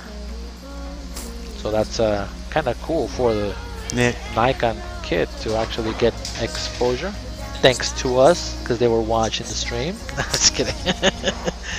But it is kind of cool if they can actually do. Oh, thank you. So hopefully that gets more exposure to our players here in Arizona. We do have some really good players that can actually shoot some balls in the hole, but we're trying to possibly get another world-class player. Would be kind of cool too. Brian said it was 50-50 with Chris and Nick with the 6 on the wire. Is that what he's saying based on? Well, this is what they did. So if it was a race to 7, I think Nick gets 1 game. So race to 14, he gets 2 games. Race to 21, he gets 3 games, and then 28. Race to N8, it's 4 games. Is what they Why were did he get averaging, 6? and it's about, I think the math was 1.5. I think it was how many games Nick should get. So they actually ended up saying, okay, well, we'll give you 6 games on the wire. Oh my God, look at that ball. Jesus. I think it's point. Hooked by the point. Yep. So, Steve Soto, I know that you're asking to see if there's any openings next week. You will have to send a message to K2 Productionz, because Kaylen handles the scheduling of the matches. I usually handle the stream. That's the way we kind of work things out to make everything be pretty easy to manage. So just send it to the K2 and we will go ahead and let you know if there is an opening. I think she mentioned that we are booked next week, and then the following week we might be open. But again, send it over and see what happens. But yeah, that's what Brian is saying. Let's see.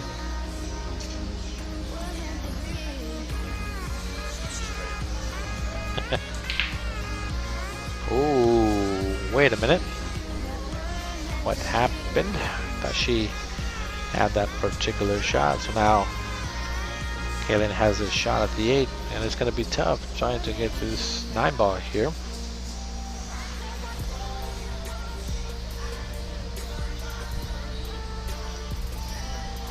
What do you do here?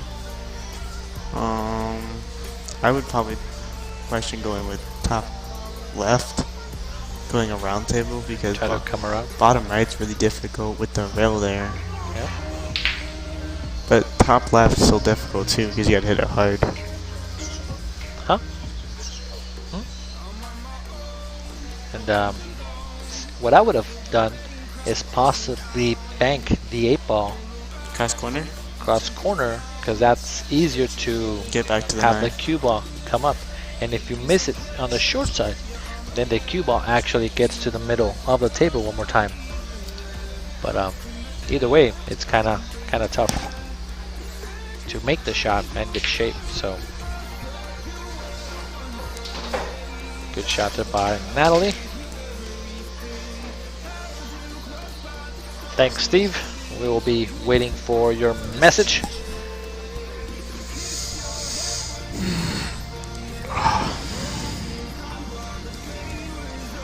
See if she can handle these balls. Good shot. That's a very nice fundamentals on that particular shot. And since you're getting impact massage, I will get one myself too. Oh yeah, we have one of these electronic chair massages where we that feels actually streaming so that we can actually be on the stream for a long period of time. Score is 7-1 and the race 2-11. It is a very tough hill to climb for Kaylen right now because Natalie is kind of running away with it. 7-1. We need to get Kaylen back in the match, so it's close. Yeah, she needs to do something. So, and Brian is keeping up to date. They have started. Nick is up 8-2 against Scott Frost in the first set race tonight. Are they playing 8-ball? No, they're playing rotation. Actually, you can open it on the other page. So what's it? Open it. No, open up another Facebook. Facebook, and then we can tune back and forth if we need to. Go into AZ Pool 15. That is the other channel that we have. The other match, not we, but the closing Friday night fights in Arizona, and where's it? Yeah. Hold on, right there. There we go. All right, so let's see. 8-2. 8-2. Yeah, there is 1,000 in the middle. Oh, nice. The race tonight, best of 3 sets. So there is approximately a few hundred people watching the other stream. So it should be a pretty good match. Last time, did Nick ever beat Scott Frost? Do you know? When? Did he ever beat him or no? I don't think he's ever beat him. No? Like, you mean total wise, not just a set wise? Huh? Not that I know of.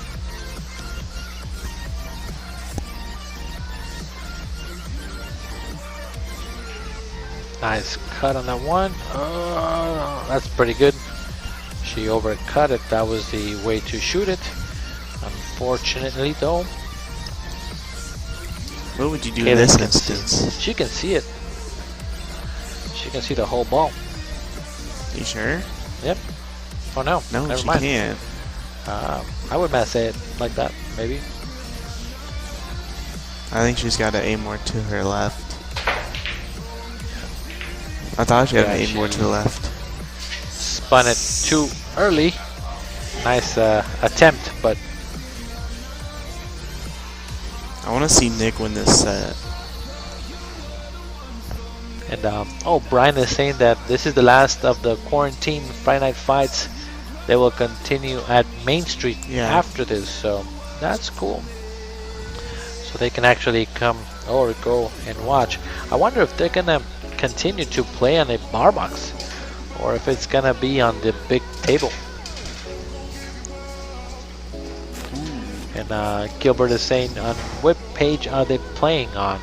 They're playing, it's called the AZ Pool 15 is what they are playing. Huh? Yeah. It is the other Arizona page that we have here in our state. And we are in 2 different parts of the city. The Arizona Pool 15 is over on the east side of Phoenix. We are on the west side of Phoenix. So Brian is saying that they will be playing on the big tables from now on. That's kind of cool. So I think actually a lot of the players will like the big tables more. The big table players or the big Fargo players? I just think they'll enjoy the big tables better. You think so? Yeah. I kind of like watching on the bar box because the same is that oh, he's mad. So in that instance, why would he hit it that hard? Like, I understand hitting it first. He's behind. He does that. He likes to get his stroke up and hit it hard. It's kind of a thing that he likes to do to maybe try to and we're talking about the Scott Frost match. He likes to hit him hard if he's behind to let his stroke out. So, and Oh, so there's no commentary on that particular match at all. Because it's Junior's birthday. And there's people there. Got it. So there's people watching this birthday? Cool. Well, I don't know. I'm pretty sure they're just in the kitchen while they're playing. Maybe. Because there's people over there, but I don't know where that is. They're just hanging out. Mm-hmm. Did they move the pool table to the bedroom? Just kidding. Alright, so let's see. Natalie now can shoot this ball and come to the middle of the table. Just don't miss ball in hand. Whoops. So that's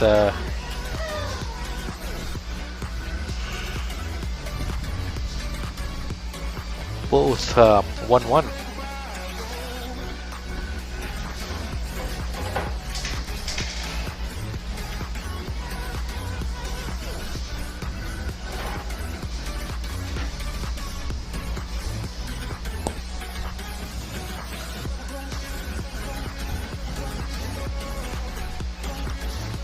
Gonna try to make the ball all the way down in the corner upper right hand side. The only thing is that 4 ball is kind of tricky.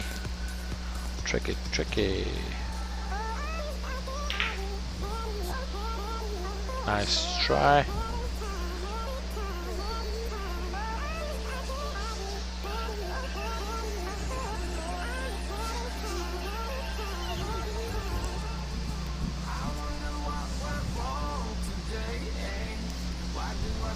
Just a very thin shot on the 3 to try to come around and possibly do something with this 4. And going back and forth.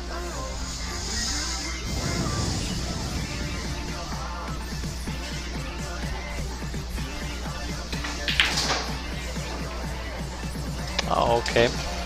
Larry Dewitt is saying that they moved the table inside even further because they've been having issues with the stream, the sound, and then it froze, and then picture, so okay, that makes sense. Well, Scott had a positional error onto the 6, which caused a positional problem on the 7 here. So we're not commentating on that. I'm letting you know that. We're commentating on this match. But that's going to be interesting. It's just more of a... Wow. That was a nice shot. That was a 1 pocket shot there that he just did anyways. Alright, so let's go back here to this match. What do you do here? Just tap it and lock it with the 9? Yeah. Just roll up on the 4 is what I like here. Like that? Yep, just like that. There's not much you can do. You want to control as much as possible and not just go crazy and do something like Scott Frost would do. Well, on that last one, there was no safety. He wouldn't. He wouldn't have shot. Like when you hit the 10 ball. Oh yeah, he's mad.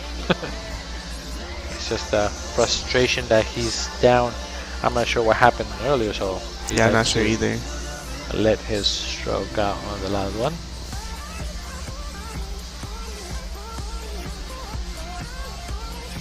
Alright, so let's see how we can actually talk about this match here. Possibly Natalie can reverse bank the 4. Try to do something. That's a tough reverse bank though. What? That's a tough reverse bank. Yep, it's a little tough. Let's see what she can do. Alright, let's talk about something else. Let's see, do you have a trivia question for people that are out there that you know? Trivia questions? And maybe only a few people know about. I'm trying to think. Nice shot. She called that shot. Wow, the 9 ball was was kind of a bonus on that one. That was a good shot. No trivia questions for you? For me? Well, or something?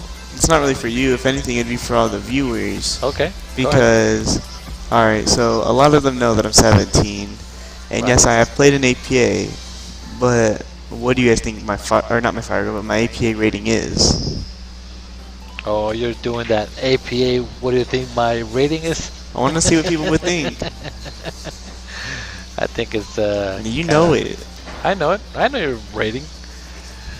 So I know you're what do you guys think?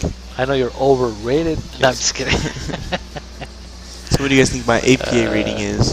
Yeah, he's only 17. He's been playing an APA Like since 2 years. He's, what? APA for 2 years? Oh, you've been playing Because since you're 10. I've been playing since I was 10, but I wasn't playing League for 7 years. All right. All right. So I've only been really playing APA for about 2 years. And once people started saying that, I have a story about something along that lines. Okay. All right. Gilbert, in what game, 9 or 8 ball? Doesn't matter. He's wrong. That's true. He is wrong, but I'm just That's messed up. curious. He's like, he's not a 6 in any of them. Any of them? I'm not a 6 in either of them. Either, yeah.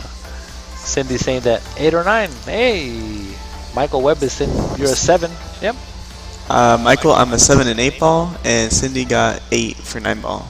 He's an 8 in APA, so he does And play then, pretty so good. Oh my. Well, I'm an 8 in 9 ball and a 7 in 8 ball. So the story I was going to say was when I was a 6, I wasn't shooting very good. And so I went up to my dad and asked him, I was like, why can I not like play good right now? And he tells me, he's like, maybe you're just ready to grow up. I was like, what? You're not ready to grow up? I'm ready to go up in skill level. Oh, and I was yeah. like, what do you mean? Yeah. Like, I didn't understand it. And then like 3 weeks later, I go up to a 7. 6 weeks later, I go up to an 8. That means that if I play you, I only give you 10 balls. I know. So if we're playing like pool-wise, APA-wise, and if it's a race to 7, you go to 6, I go to 7. I don't give you more weight. Wait, what? than that. So APA-wise, because you're an 8 and I'm a 9, if I'm actually playing 9 ball, I go to 9, you go to 8 in real 9 ball, because you're only 1 skill level less than me. Now we're talking dumb Fargo. I would give you like the world. You give me like 7-2. I think it's like 7-2, 7-3, kind of dumb. Gilbert, I am not a 7-9. I'm a 7-8. And Michael Webb says that he's 32, just started not too long ago. Aldo Robles, come on, Kaylen scored a touchdown. Get Kaylen's game. Huh? I am. I'm about to change it. We gotta give her some credit for that one. She got the game. I know, and a lot of the players say, I wish I was 10 when I actually started playing pool. So it is something that a lot of us wish. I started playing when I was like 24, 25. I was a little now, late. 26? Huh? So what are you now, 26? 17. I started when I was 24, 25. What are you now, 17? Yeah, I went down. I got the Benjamin Button disease. Yeah, you got the better eyes now. I know, I should be able to make better shots now if I'm 17. But, what's it called? So here's a trivia question for you again. Let's see if you know. And I talked about this on my stream earlier. Maybe some of you guys that are watching know this, but so hold on, I gotta think about it here. Another question, but I don't know the person. Oh, nice shot! Look at that glue. A little bit of glue. A little bit of glue. Glued them to that 2-ball. All right. So the question is, who's that trick shot artist that's really good? That's from here. From here? He's an older gentleman. He used to do. He's a world trick shot champion. He lived here. He's old. He's really tall. Older guy. Has a beard. Looks like Santa Claus. Sometimes. Oh my God. Is it Dr. Q? No. No. No. I don't know where he's from. That's. You guys gotta help me out. Let me know if you know who I'm talking about. I was talking about the stream that he has he beat Shane actually on a heel match at the Rum Runner about 3 years ago, maybe 4. Nice kick on that one, very good. She does use my kicking system. It is pretty effective just to at least get the hit, because you want to get a hit on the ball. Bob Massey? Bob, yeah, not Bob Massey, but it's Massey. Mike. Mike Massey? Mike Massey. Yeah. I know who Mike he is. Massey. Okay. Well, like I know of him.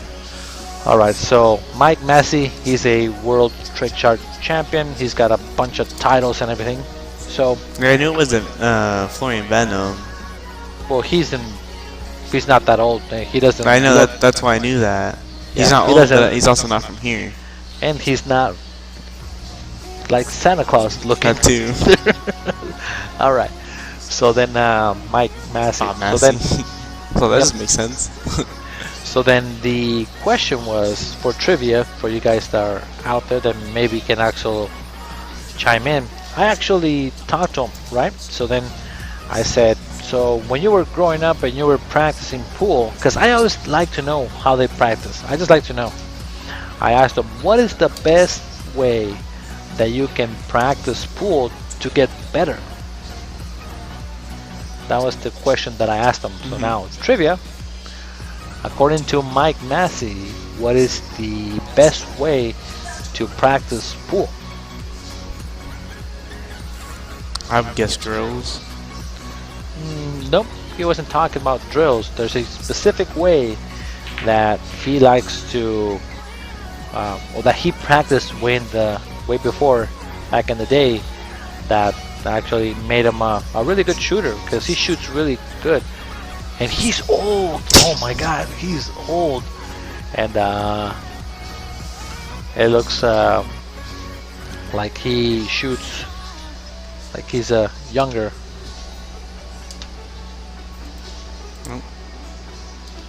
So again, it's trivia time.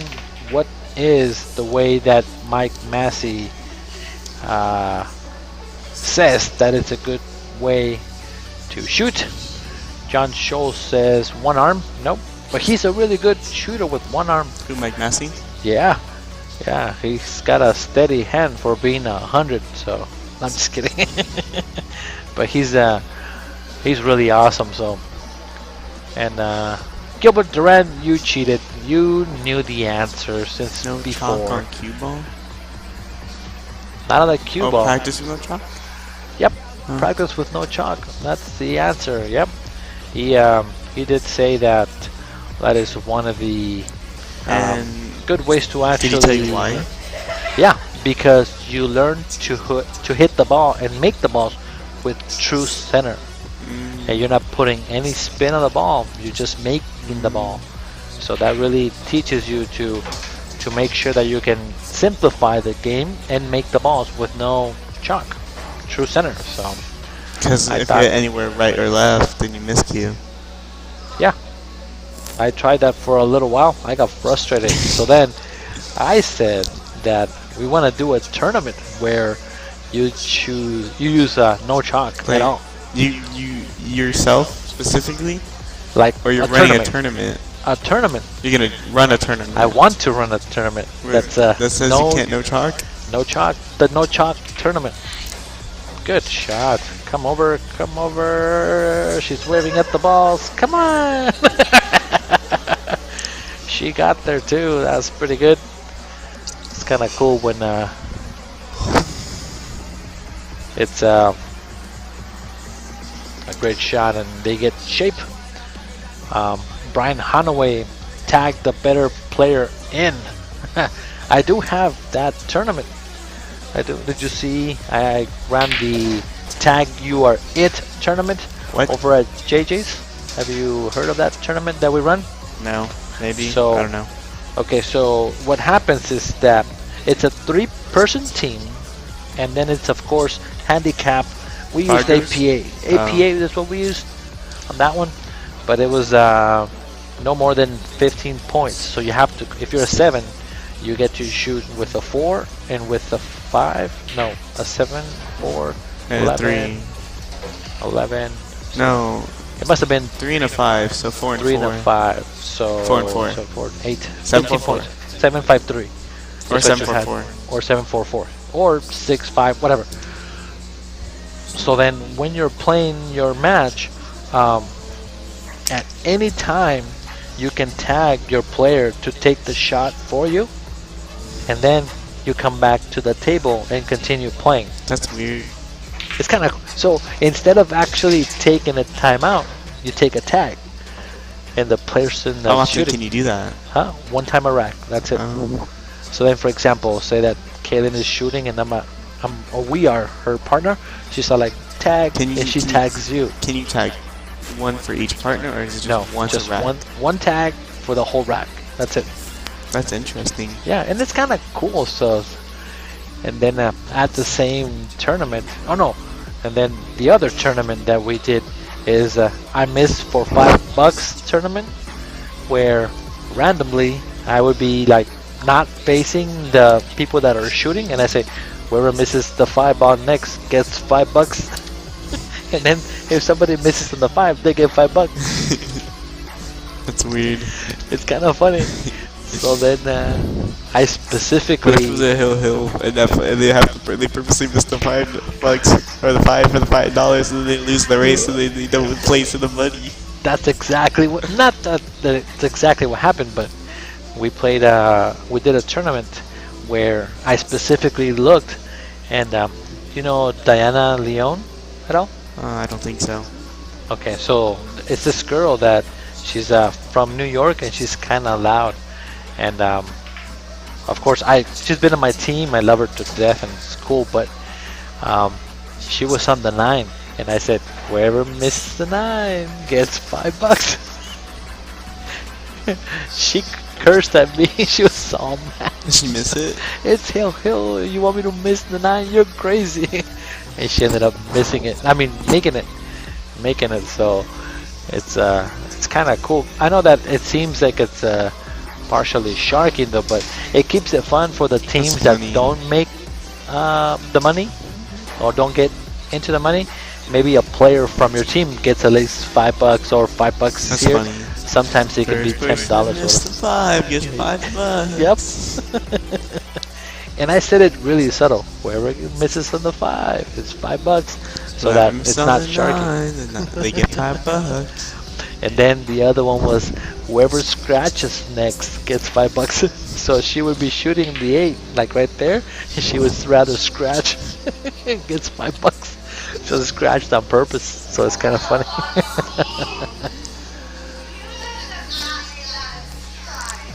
I feel like if Kaylen goes off with the bottom rail, Yep. hit into the 8, the 9's almost wired to go in. If she's the right side of the 8. I like hitting it the way that she's kind of looking at it right now, into the right part of the screen rail, and then coming into the 8. Because again, like you say, it's wired, so as long as you touch the 8, it's going. But she's going too far. She's got to hit before the pocket. She's hitting after. She's coming way too short. Way too short. Oh my Look at that. God. See? Your finger was dead perfect on I told you. So what was going on is she's got to hit short. I put my finger on the right part of the rail where the Cuba was going to hit. That's exactly where it hit. I know my table too well. Or you know the way Kaylen shoots too well. Well, because of how she was aiming, I could see what the angle was. So, and at the same time, I kind of know how the table plays based on how people are shooting, and I kind of know it just a little while.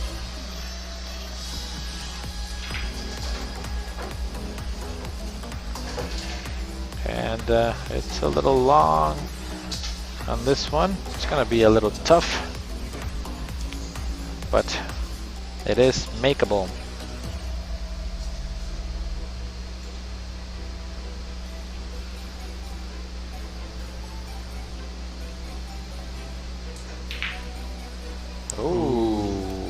Wait a minute.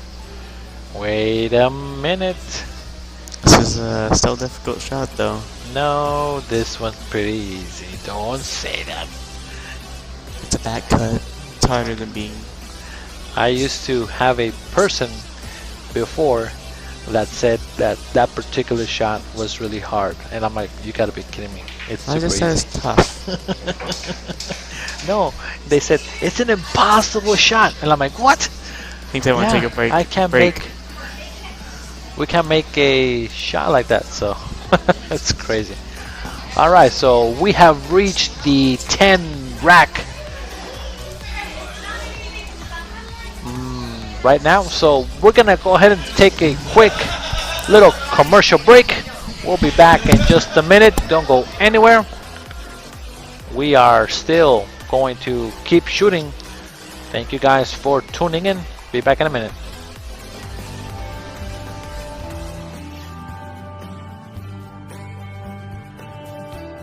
Are you experiencing trouble with your vehicle?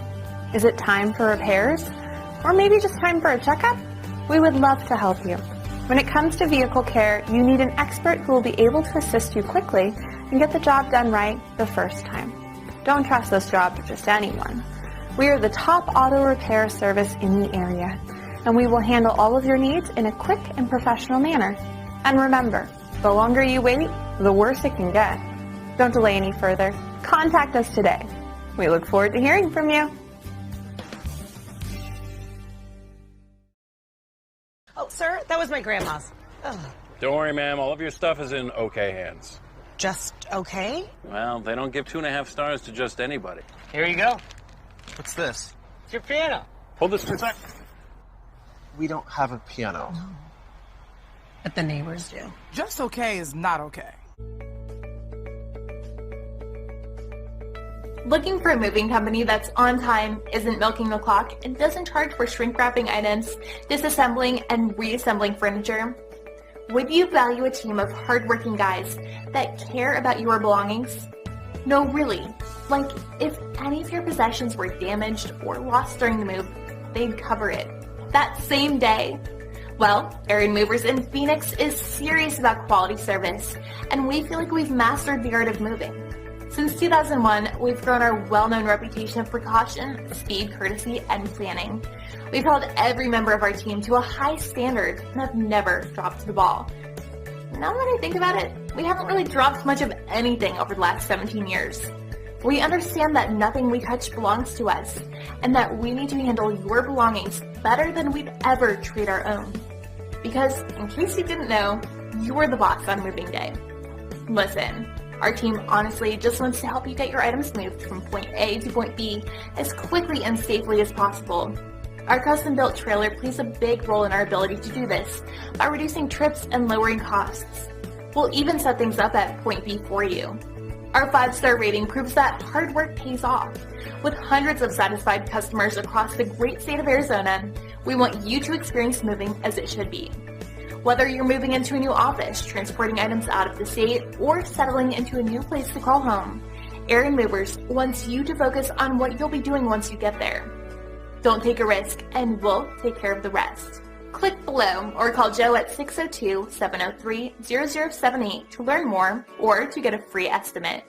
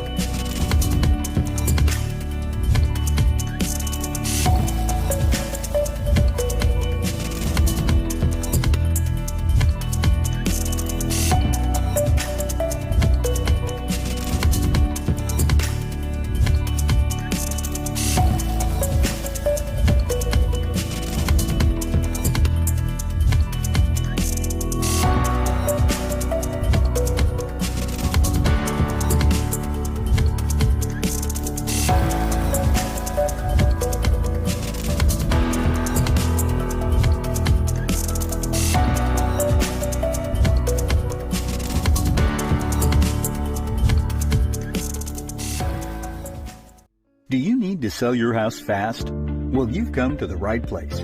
We buy houses in any condition or location and can close quickly so you can get paid and move on. Are you behind in payments, dealing with a divorce, job transfer, a fixer-upper, or have a bad tenant? We eliminate all the hassles of the traditional sales process. By selling to us, you won't have to do any repairs or updates, list with an agent, wait month after month for it to sell, hold open houses, or pay any out-of-pocket expenses. Give us a call and get your money fast.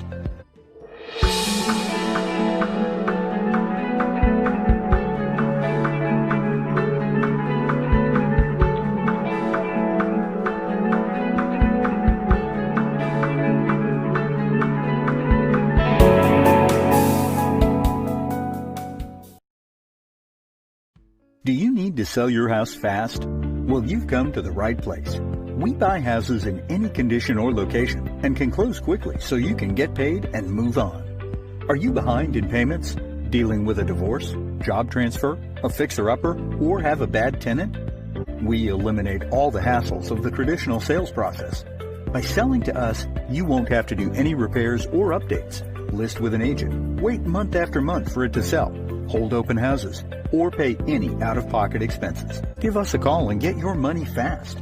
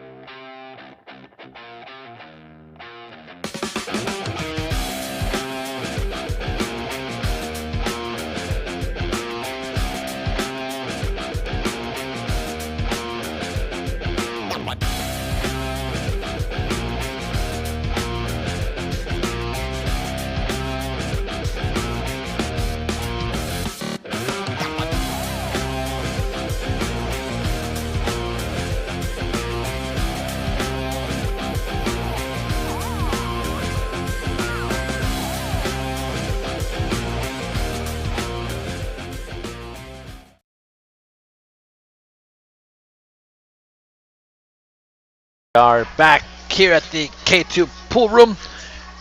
We forgot one more commercial. We are sponsored by Mountain Dew Frostbite. I like saying that. I'm live, of course. No, I'm not. Am I what? Sponsored? No, it's a joke. I wish Mountain Dew would actually sponsor me though. That would be free Mountain Dews for life, bro. Jesus, imagine that. I've been having drinking Mountain Dews all day. That is my favorite thing. That is true. Duncan says that I do it anyways. Drink Mountain Dew all day. Not all day. I do switch it up, but Mountain Dew has delicious flavors. The Frostbite, the regular Mountain Dew, the Code Red, the Blue Dew, the Atomic Thunder, Pacific Blast, Baja Blast, the Geronimo, the Red Voltage, the Pink Fluffy. I got all kinds of Mountain Dew. Alright. I understand you like Mountain Dew. Yeah, Mountain Dew. This Frostbite is actually really good. Yeah, regular Frostbite? Yeah. It's amazing. I wish there was actually a way to if they had the two flavors or something in it. It just kind of told you what the mixture was. Yeah, probably, but they won't tell you because it's a secret ingredient. You're a secret ingredient. I am. It's just gonna have Turiel kick this ball. Oh, I deserve those gummy bears. What? I said I deserve those gummy bears. Oh yeah, we can get some gummy bears. Come on, gummy bear. You're a gummy bear? Yeah, I'm a gummy bear. There's a song actually called the Gummy Bear song. Oh, I'm a gummy bear. You sound a gummy bear. Yep. Yes, I've heard of it. Yep. I like one of my favorite songs as a kid. I like to sing it and dance it. It's pretty funny. All right. Scott tied it at 8-8. So what? Apparently Scott has tied it at 8-8. Oh, wow.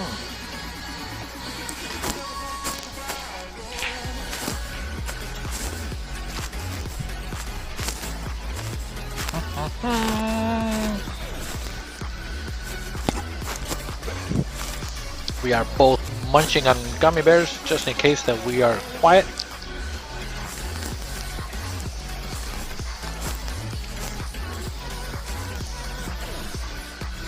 Hey, they changed the number. Now it's 600 in the middle. That's weird.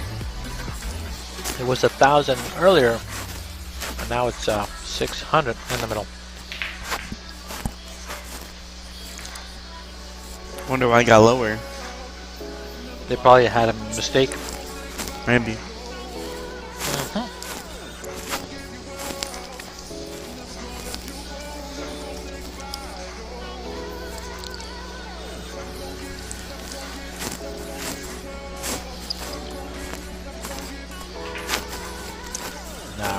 Good shot there by Kaylen.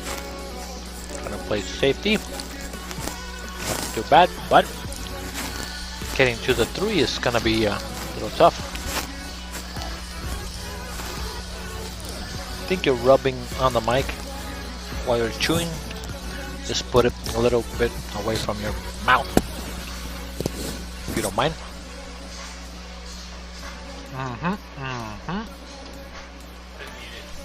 Oh, okay, perfect. Nice shot there by Natalie.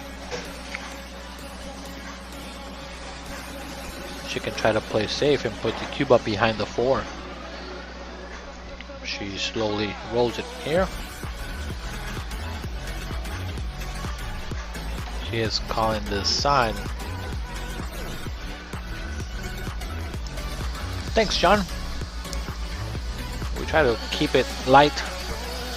Keep it nice and easy. So I have a question. What's up? For the Friday night fights that Junior is running, Yep. are they all just race to 9 best out of 3? But they set the money amounts? Yep. Minimum 300. Minimum 300? Uh-huh. I didn't know that. I was just curious about that. Yeah. Yeah, you gotta take your 300 bucks and show up. Thanks, John, for letting us know that we're due good commentators. Does anyone actually know if What? Scott put on like break and run packs on Nick? You have to ask there on No, the I know, comments. but No, might know people are not watching over there. You gotta ask on the stream itself. So, and Kaylen is looking at the sky, trying to count how much she needs to actually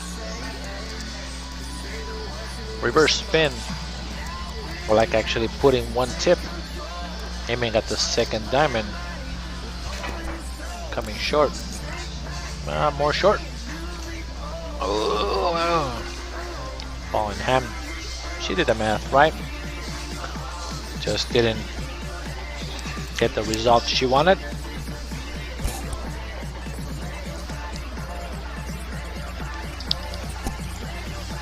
And I don't know if you knew, but John, actually Duncan was here with me for about 2 weeks, a little while ago. Roughly. I was teaching him how to do the stream because he wanted to do his own production up in Tucson, and he started actually having some matches too and starting to grow his own stream, give him some pointers, so he's now pretty well trained when it comes to the commentary. He does a really good job now compared to how he was before. yes, very He's much. come a very long way, which is good. And talk about different things besides pool, because I know that sometimes pool is kind of very repetitive, and if we can talk about other things besides just the game, it's kind of cool. And we give you guys the most angles that we can so that you can see what the players are doing. She's coming 2 rails here. I think it moved. Let me see. No, I can't see it. not paying attention. I want to see if she actually hit the ball. I'm watching the instant replay. I know that she already got ball in hand, but I'm just curious to see if it even wiggled. To me, it looked like it wiggled just a hair with the air of the ball. Okay, here she goes. Boom. 1, 2. Oh. Nope, it didn't. Never mind. My eyes played a trick. Thought she hit it. Not that I'm cheering against my own girl, of course, but just wondering.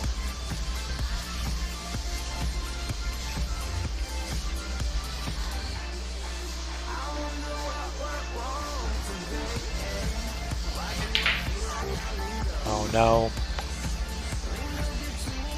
Yikes. Dang. Scott came back from that 8-3 deficit. That's crazy. 198 for the first set. Did he break and run every single set? I don't know. Did you ask? Yes, Did anybody reply? No. Then, in that case, Right here.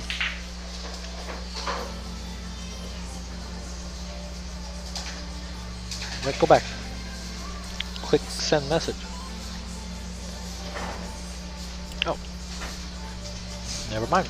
That's crazy. Alright, so now Natalie can come into the rail and come around.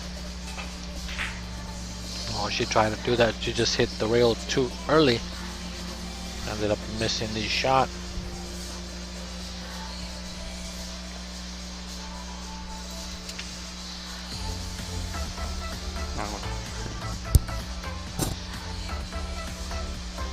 See if she can just make the ball with low, not with top. I don't like shooting it past the side.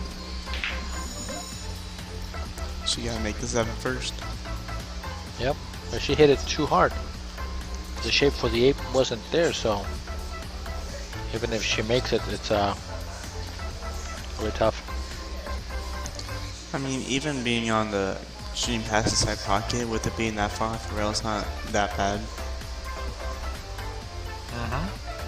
But yes, you're correct. It's not fun to do. Nope. Oh, see, Gilbert knows. Thanks, Gilbert. Give me some shots is what I'm getting the info. Alright. Now Natalie needs to try to back cut this, or oh, now it's back to 1,000 in the middle. They're having some issues over there. She's trying to bank it all the way down. Pocket speed. Oh, look at that shot. Oh my That's pocket God. speed. Wow. Dang, son. You gotta look at that one. Let's go back. Pocket speed. Perfect. That was a great shot. Natalie came in play. If you don't think that's pocket speed, then like he went back on it and you even look. Cool. That was a great shot. Another great shot there. Wow. Jason commercials. Huh? Alright.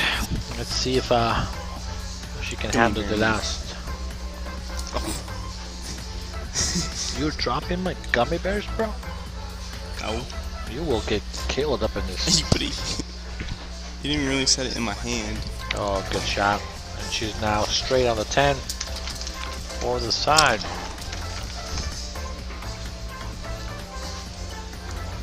Making sure not to miss, taking her time. Good fundamentals.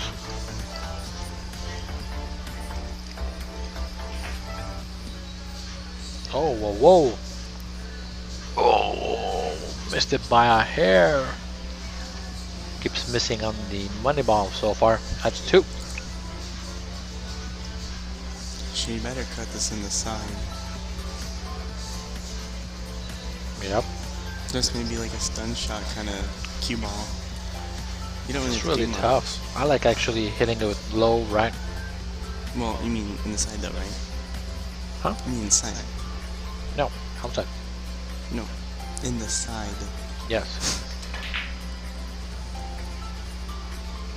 She avoided the scratch, however.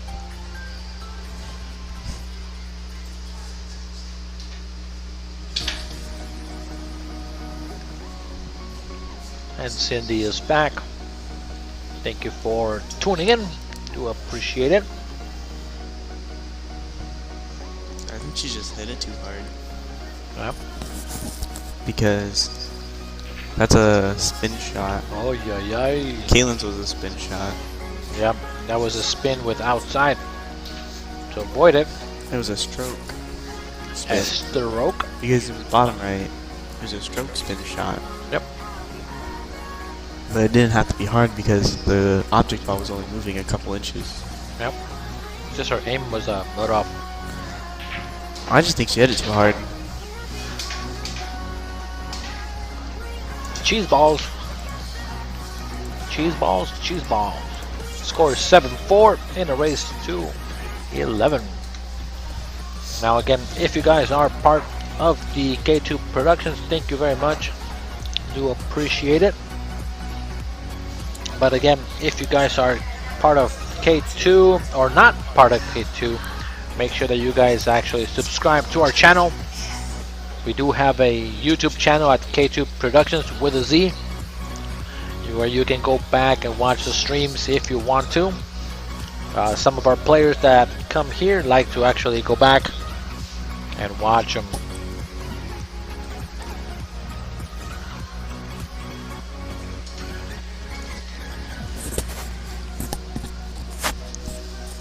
Now again, make sure that you are part of our K2 Productionz if possible. Now Kaylen is here braking. Pretty controlled brake. Just didn't make a ball. Got perfect shape on the one, so straight home. So John was also saying that he agreed with me that Kaylen's shot was too hard. I think she That it was a hard shot. No. It was hard. No, it was hard. I said it was. She hit it too hard. Huh? He's saying he agrees it was too hard. She hit too hard. Not that it was. I mean, it was a hard shot. Don't get me wrong. But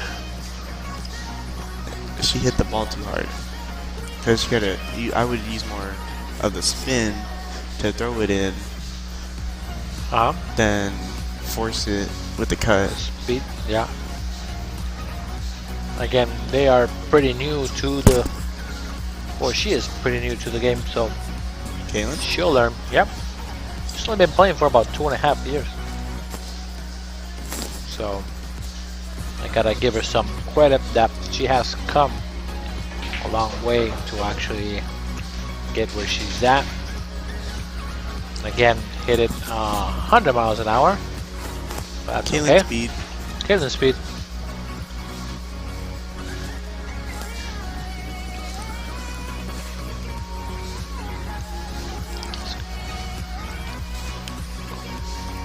She needs to now one rail kick the ball.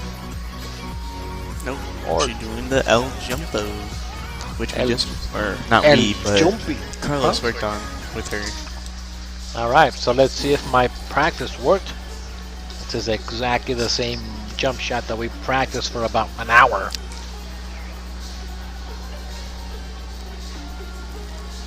Oh, okay.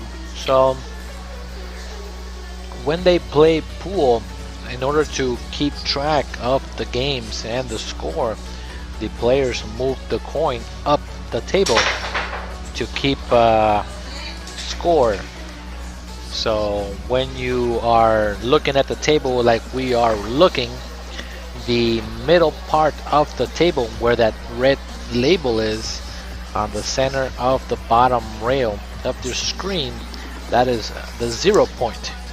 So then you start counting around those diamonds. So to the right of that is 1, and then up is another one. So that's 1, 2, 3, 4. So that coin is at 4, which means Kaylen is at 4. And then if you look at the opposite side, you start counting up the side of the cushion, and that should be at 7 if our score is right. So 1, 2, 3, 4, 5, 6, 7. Yep. So our score 7-4 is correct. What? So that jump shot, Yep. I know why she didn't jump it right correctly. Why? She dropped her shoulder. Drop her shoulder? Yeah. Yep. I thought she did, and then I went back to the replay. She dropped her shoulder. Uh-huh. And Cindy's saying that Kaylen's mechanics are solid, except for the occasional long bridge, and of course Kaylen's speed. Yeah, I know. She just can't figure out the correct speed to get around the table for certain shots. And I think it's kind of funny because she does say that her favorite game is rotation, which is playing like this or 9-ball. But the thing is, she hasn't played for cash against people that really play rotation all the time. So this is a very good test for her to actually expose herself out there and play women that play pretty well rotation, and also to possibly go back in her game and make some adjustments to some of the things she does, or some of the safeties that she might not see that other players are doing. She's a great commentator. She can actually comment what needs to be done and everything too, but commentating and doing, it's a little tough. Yeah, that's true. It's a little tough. Commentating is a lot easier than doing it. Yep, yep.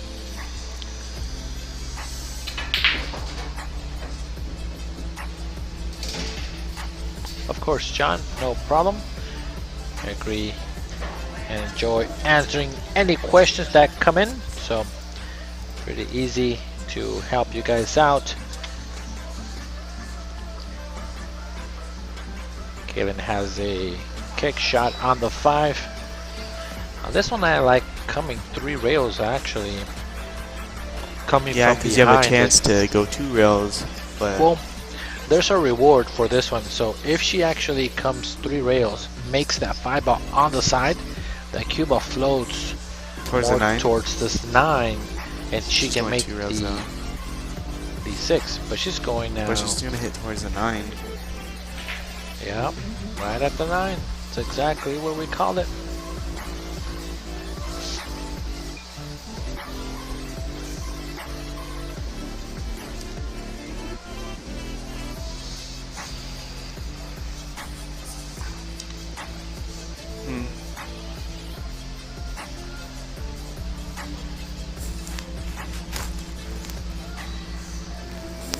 See if Natalie can run out these balls. The only problem I see is maybe 8 to the 9. So did Nick actually move back here, or does he still live in California?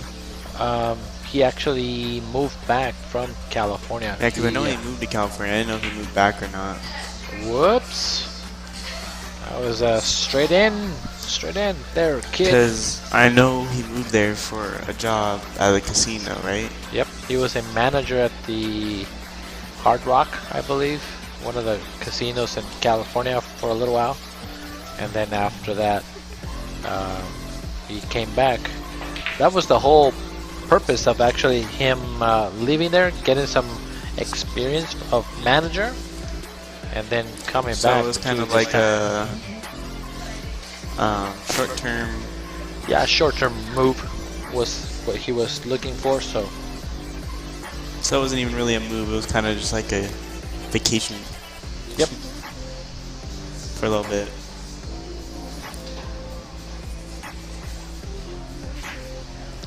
just trying to play safety on this ball. Not too bad. Kaylen can actually just shoot this ball with top and then come across. This is the one I like to shoot with inside. Spin on the ball.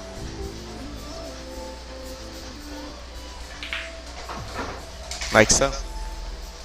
Just like that. Good shot. Good spin. Good spin. Good El Spaniel. Espanol.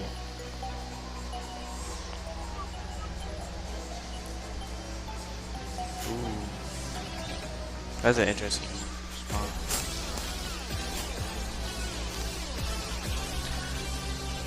getting to the 8 is the kind of the toughest shot. one See way if to she do can that. actually come around. Oh, nice shot. I think I would have just played a little bit left. That was good. She's Oh. actually on the right side. Look at that. Because now she has actually the angle for the 8. And To try get back to the 9. stroke it. Yeah. But she's got to do, like, I wouldn't necessarily just straight draw it on this. It's straight low. But yeah, but you don't want to draw it because, like, too much. Because, like, No, it's fine. I mean, you Watch. want to. It's fine. She draws the ball. She'll come to the middle of the table. And she gets on the 8. See? She gets on the She only 9. made it to make the ball on the 9. So that was the right play. She wasn't straight on the ball. If she was on the straight on the 8, on the wrong side of the 8, then probably no. But there, she just needed to make the ball. I She kind was of like perfect. being on the left side of the 8 and that on that On side. the last one? Yeah. No. Well, because then you can just draw it right in there. She went 3 rails to get shape. What are you talking about? No, I'm saying with like either way it works, but if you just want a simple shot on the 9, all you gotta do is, like, if you're on the left side, you just hit it with bottom. Nice simple draw shot. Yeah, but you're back shooting it to the blind side of the pocket. You never want to reverse cut a ball in if you don't have to. True. The only reason I'm saying that is because when I watch the, like, the Shanes or the Kaylen Kachi or those guys, they're always played to the Outside of the pocket? well, To cut into the outside of the pocket. yeah, they cut it to the inside of the pocket so that Yeah. they come to the middle, back to the middle of the table all the time. So they're always playing short shape, cut it, come to the middle, short to the middle every time. So, oh, nice shot, and let's see where it goes. Wow, That's a sporty shot. that was nice. Very nice shot. She deserves this particular rack after that shot. She She just deserves it. Would you want to go just one rail back to 10, or would you go hard and go back 2 rails? Just easy. Like Like that? that. Yep. Fine, I can't see the angle super well, even with that top cam. Uh-huh. Like, I couldn't tell if there was too much angle to Too much slow angle. it. Well, it's more of that one. Even if it's too much, I like actually just hitting it with outside spin, so I can kill the cue ball a little more. Or is it inside? No. Inside comes too high. You want to hit it thick and slow the ball down. Yeah. Gotcha. Yep, yep. Alright, so she's only 3 games away, and in the other match, it looks 1-1. like Scott Frost 1-1. And Scott has the is set. 1-1, so But Scott has 1 set.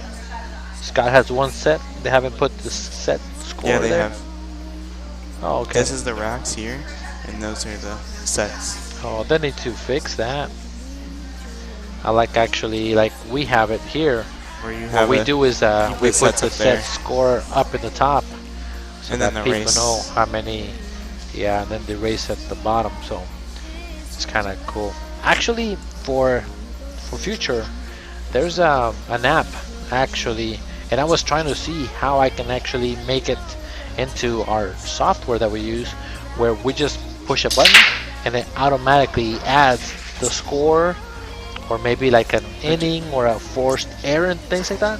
There's an app that does that, but it is so complex. Oh my god, it's insane that you can actually, if you are streaming baseball, you can actually keep a count here, like how many outs, how many strikes, how many everything. That's cool. So I was wondering how we can actually do that with pool and keep track of how many dry breaks, how many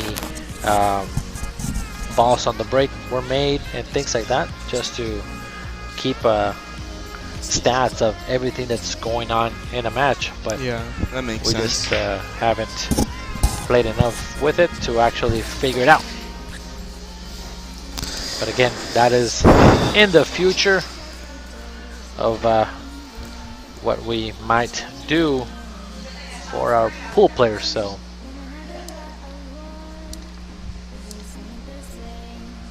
now Kaylen can just doesn't need to do too much with this ball, just roll it, make it. Now come around to see if you can get perfect shape on the side and try to get it there. I like it just looking to see where you hit that ball, possibly rail first or super thick on the 3 ball, and make the ball spin into where you want it. Too thin. That was way too thin. Or just too hard. Either way.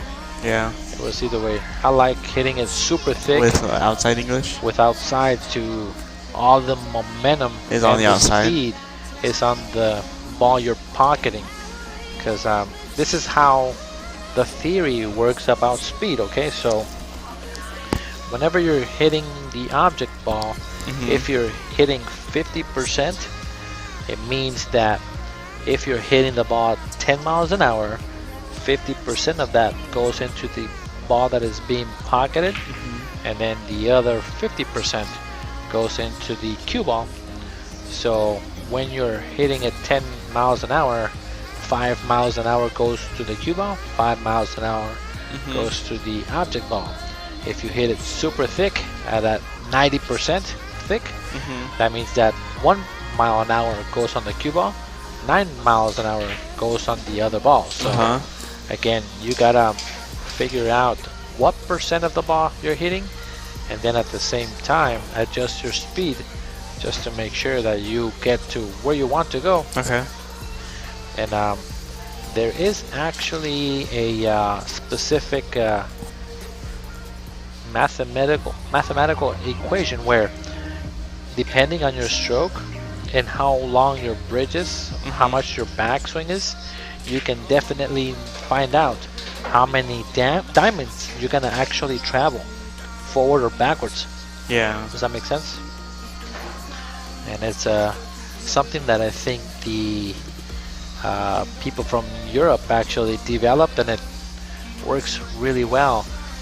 I haven't studied it myself, but I've heard of comments of measuring how far you need to travel with the cue ball, and you can actually figure it out based on your speed and your stroke. I think Natalie should have played a safety on that shot. I think she tried to put him in the 10. Oh, you think she did? Yeah, I couldn't tell because so close to the pocket. She didn't try to get shape on the 7 at all. So. Sure. So you think she just hit it too hard? Maybe.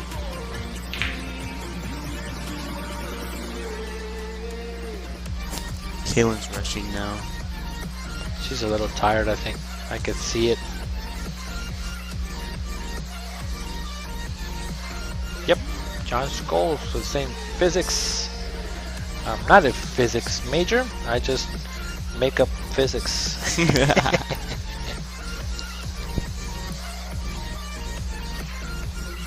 These long races will get you tired. Yeah, it's a long race to 11. I figured that out the hard way. You gotta really pace yourself and not give it everything right on the beginning. You gotta just be at a steady pace the whole time. That was a nice shot. There you go. That was good.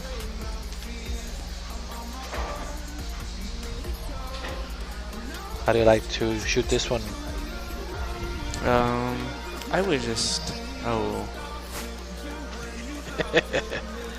That's why I asked you. I would rather stop it and just play the inside with top right, but the I don't like that either.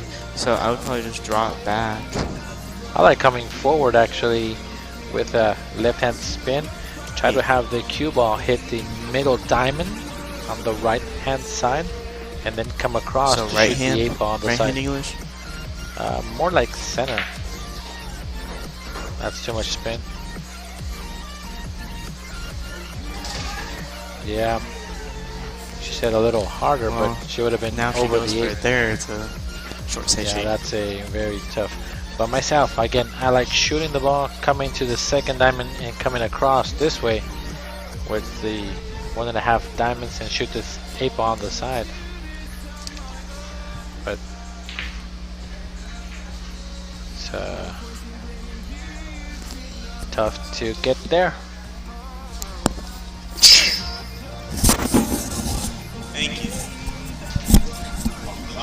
Yeah, She was up late last night, plus she worked today. Yeah, we both did, so I know that it is a long day. And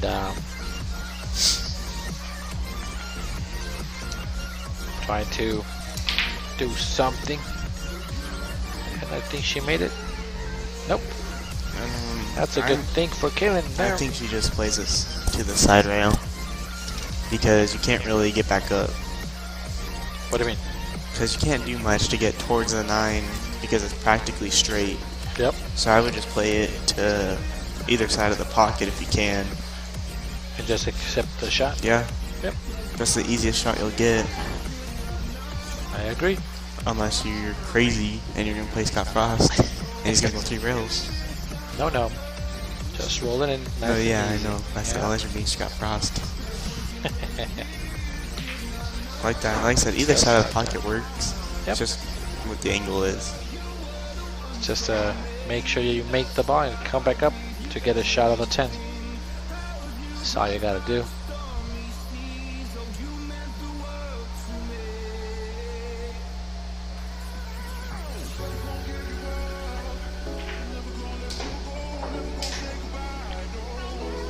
Just gotta make sure you come back all the way up. Always hit that extra hard to make sure you get up. Yep. She didn't hit Kaylen's speed. She didn't this time. She was really worried about missing the shot, so she decelerated on the stroke a little bit instead of stroking Does she the go ball. for the bank through. on the side? Yep. Go for the bank on the side and put the cue ball on the bottom rail, which is the left-hand side of the screen,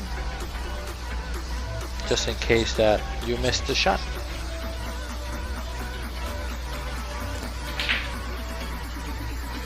Well, she got the cue ball on the rail. Yeah. And that's a really tough shot no matter what she takes. Oh, I thought it was gonna actually roll more towards the side. That gives a really tough shot for Natalie here.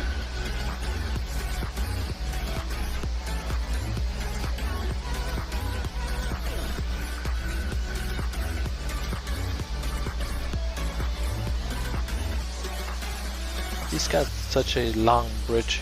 Scott? Yeah. Yeah. Just watch That's a this. lot shorter.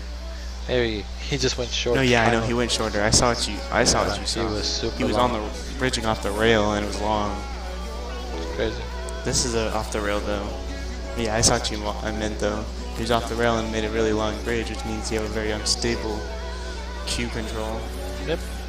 But he's so used to it, he could probably do it just fine. All right, Kaylen, come on, let's go and get her across close game there. There we go. Here we go. As Kaylen makes that 5 to 8. 5 to 8. On She's the starting to creep up. on the a little Nick bit. and Scott match. The second set is 3 to 2 in favor of Nick. So Nick is playing really good right now. Oh, I need a second win myself. A little tired, little yawning.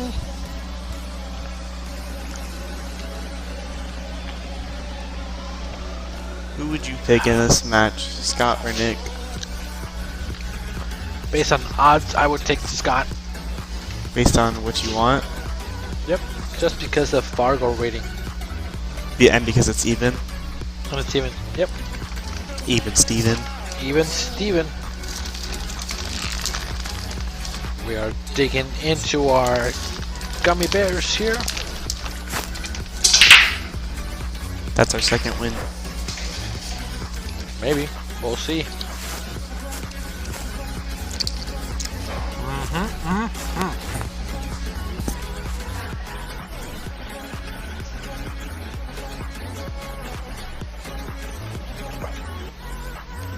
All the way downtown.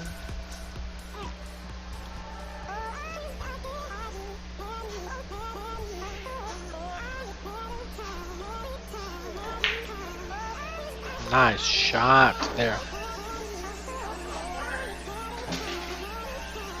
Yeah, Cindy's, you have it correctly. We will be having a long weekend. We do have a tournament this weekend. It is the 1150 and under. That's why Mr. Duncan Wise is here today. Came from Tucson to stay with us and play in our tournament. He's our adoptive son. Son from another mother. And daddy.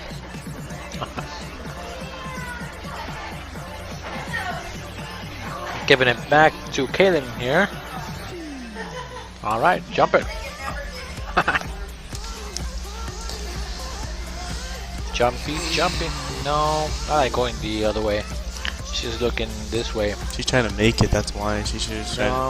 No, going this way, you're trying to make it. No, you go the other way. No, going the way she's going, she's trying to make it. I know, but you don't go that way. I'm not saying you should. I'm just saying that's what she's doing. I know she's doing that, but that's not the right shot. I never said it was. All right.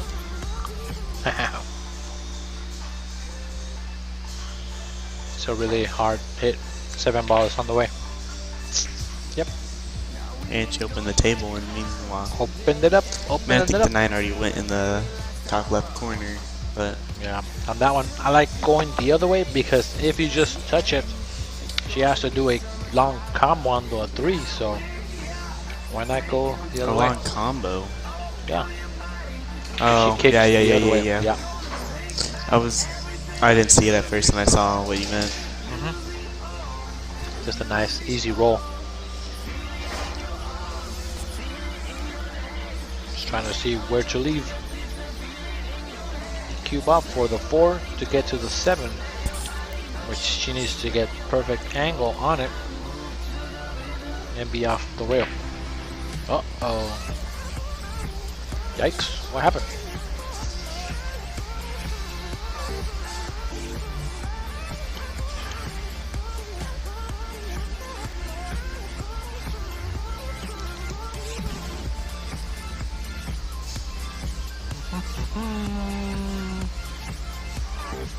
Can you put the ball behind the 4?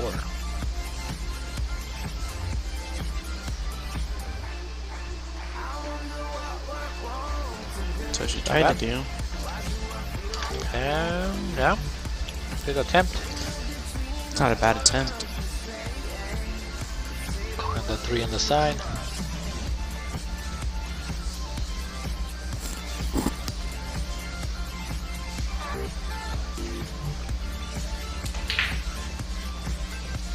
Banked it long like you're supposed to.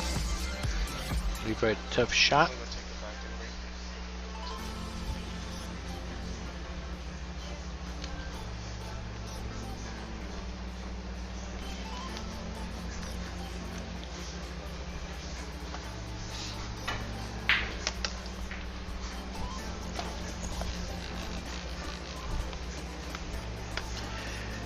And Duncan is stepping out for just a little bit to make sure that he can last the entire night here.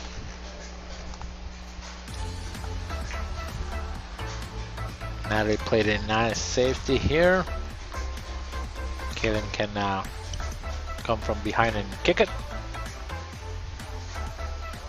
Rail first and kick the ball.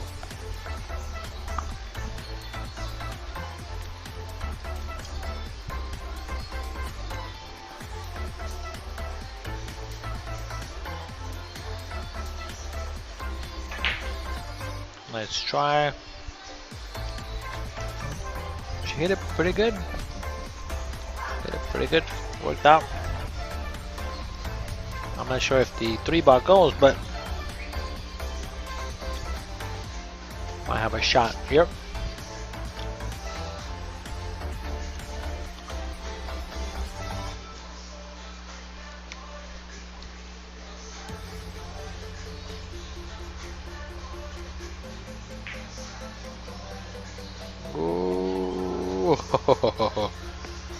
Almost a scratch there. Scratchy scratch.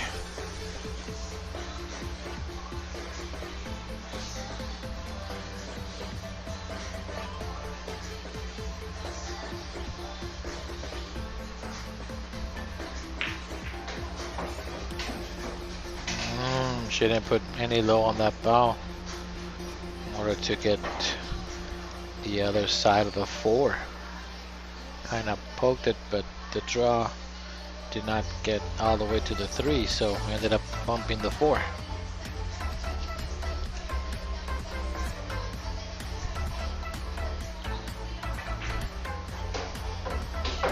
Big bounce off the rail to come back up.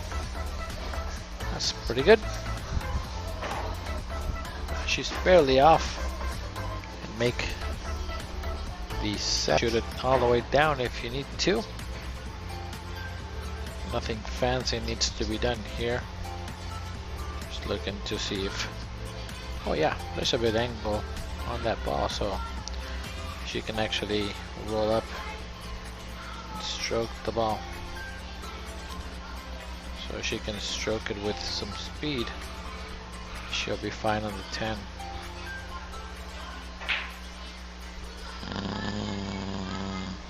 No way. Oh my god. That's crazy. She got perfect on the 10 ball too. Gotta hit him good. It's gotta be perfect in the corner to get out. Like they say in pool, especially at this table, speed kills. Gonna hit it with stroke. Better make that ball.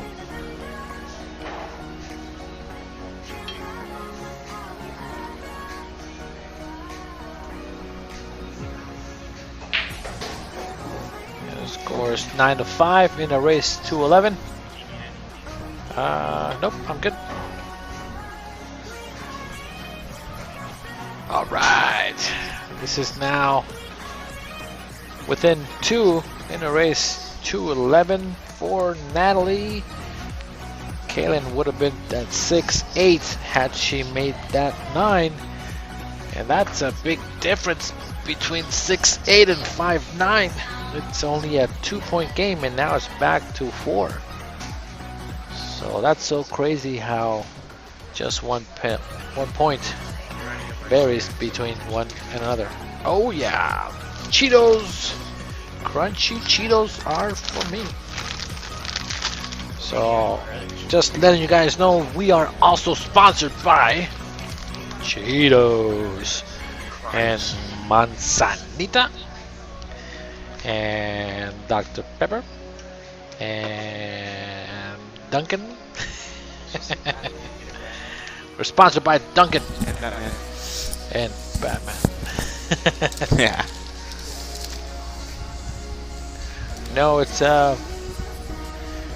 actually not that my audio is ahead.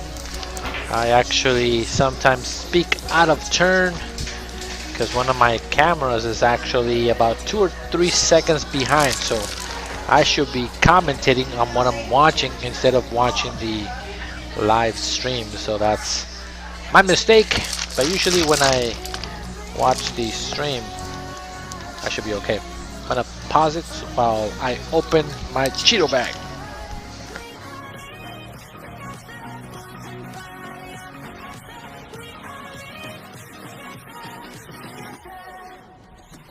Alright. You got the Cheeto bag open. Got the Cheeto bag open, ready for business.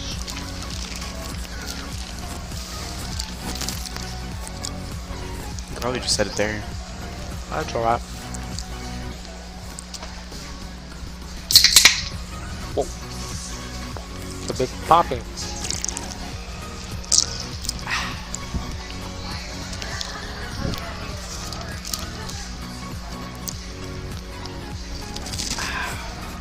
El Jumbo. Oh yeah. That hit the spot right there. That Cheeto and that drink. Woo! I'm ready to go party now. Wait a minute. Scratch. And that's some of the captions are weird. It said Drake. Drake? Because you said Drake. And it caught Drake. Yeah.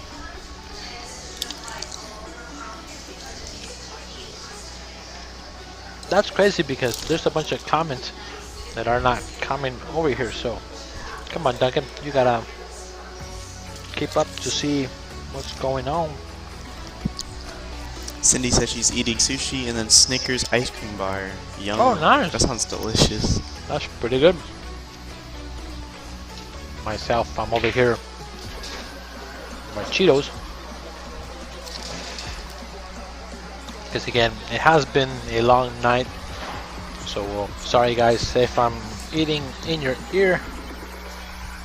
No, they're going through there. They've all gone through there. Alright, cool. It's just this was at the top of it. They're actually starting at the bottom. Oh, okay. I got you. Cool beans. Same difference, just you don't see it on here. Just can't see it. Claim the 5 in the side. Uh-oh. Give me the 3. Yeah. I'm more... You're into Duncan, Cheetos more than your... My Cheeto is my 5 ball, okay? It's orange.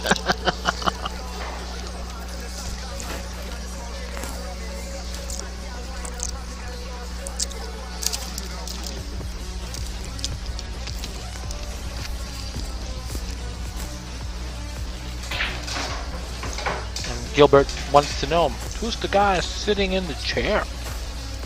The guy sitting in the chair is actually my Scotch doubles partner for tomorrow. What's his full name again? Steve Barker. Steve Barker. If you're looking for his Fargo, it will be under Steven Barker. Ah, okay. Very cool. But I believe he's a 598. Just for you guys. Okay. Because I know someone's going to ask. What's my Fargo? Amazing. Isn't it like 628? Nope. Am I close? Nope. It's not. Is it lower? Nope. Higher? Yep. 650? Yep. Higher. It's in 650? Higher. It's not higher than 650. Higher. 660? Lower. So it is in 650s. 655. Higher. Lower. 653. Ding ding ding. Is it really? Yeah. I want to see.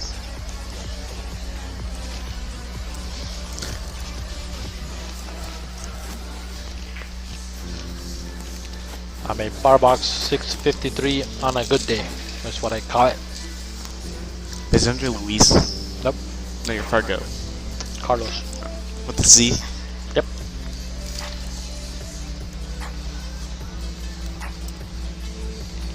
You're not found. Nope. Maybe under... Oh, they changed it again. Carlos C-A-R-L-O-S. Then Chavez. They changed my name in Fargo because my D shows it different. Either of those are you. Ah, it's Luis. I told you. Because that's what Gina always has you under. Fargo changed it like 3 times. Well, every time I've seen you in a Fargo tournament, it's always Luis. Oh. 653. Kaylen has a chance. Wait, you have 2 last names? Yep.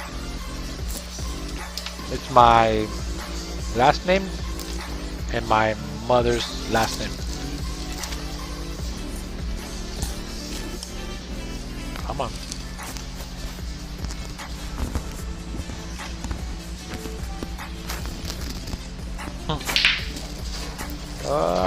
Big bounce, big bounce. Not bad. That had been a really good stroke shot. That was a good stroke. I think she kind of punched it when it stroked it. I think I'm gonna punch you more than I'm gonna stroke.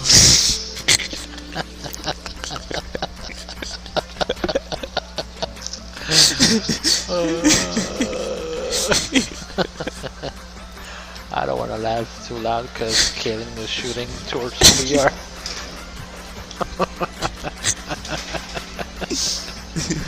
Nice shot there, Kaylen. You want to rephrase that? Nope. I paused it. Oh God. Come on, come on. See if she would have made that last ball on the 10 ball. It would have been 7-8. Oh, okay.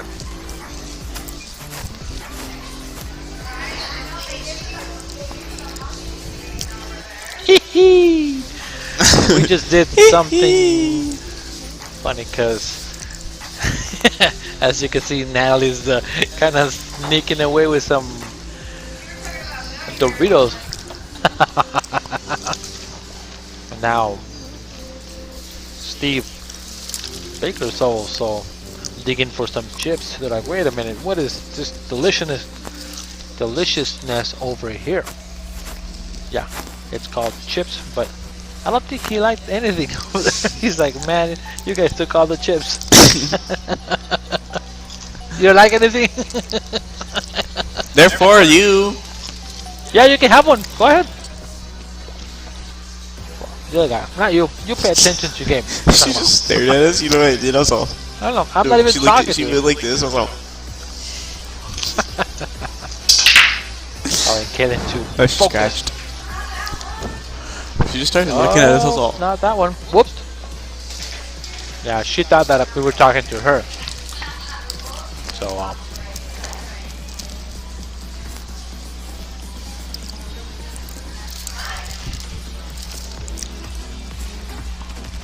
ooh.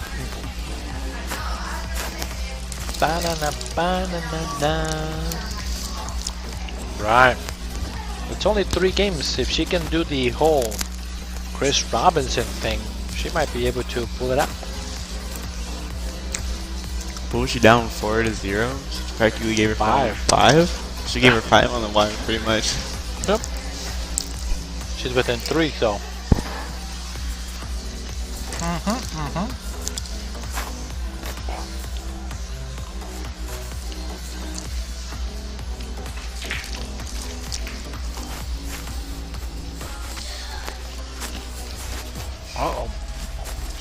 I think Jump it. I would have jumped it. Jump it. That's an easy kick. Jump it. That's an easy kick. Jump it. That's an easy kick, and you know it is. Jump it. Look. With the way she's been jumping it. She's just laughing. With the way she's been jumping, I wouldn't even do it. The way that she's jumping, she better hit this ball. I did not just spend 1 hour teaching her how to jump, and then she's not gonna get over the ball.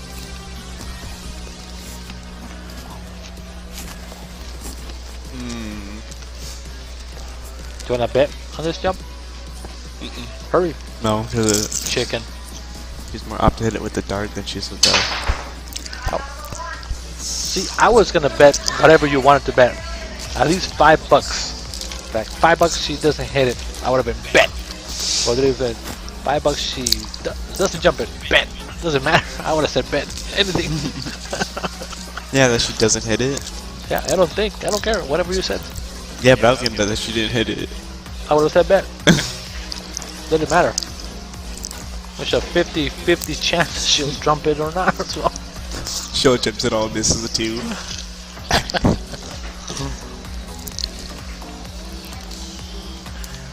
I would have bet you MG. 50. I would have bet you $5 I should have made that one. There. I'll bet you $5 Kaylen makes this. Nope. Not this one. Come on. You gotta be giving me some kind of sweat. Or I would have yelled at her, miss it! I was gonna go to the overhead, but no, not yet. well, because I don't know if I don't think it goes inside. Because she's not gonna shoot it the side, bro. Come on, man. Shooting all the way down.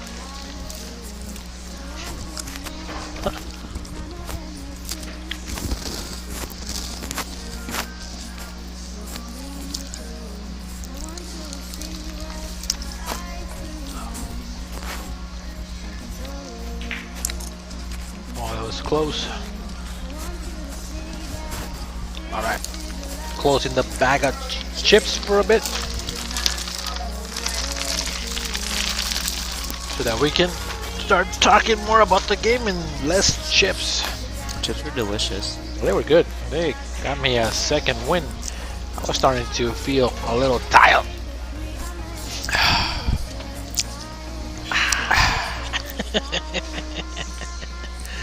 Tastes good. It is good.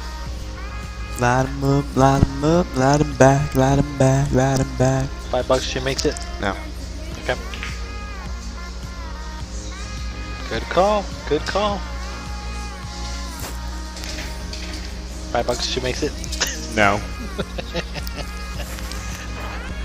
I'm gonna go through the whole rack.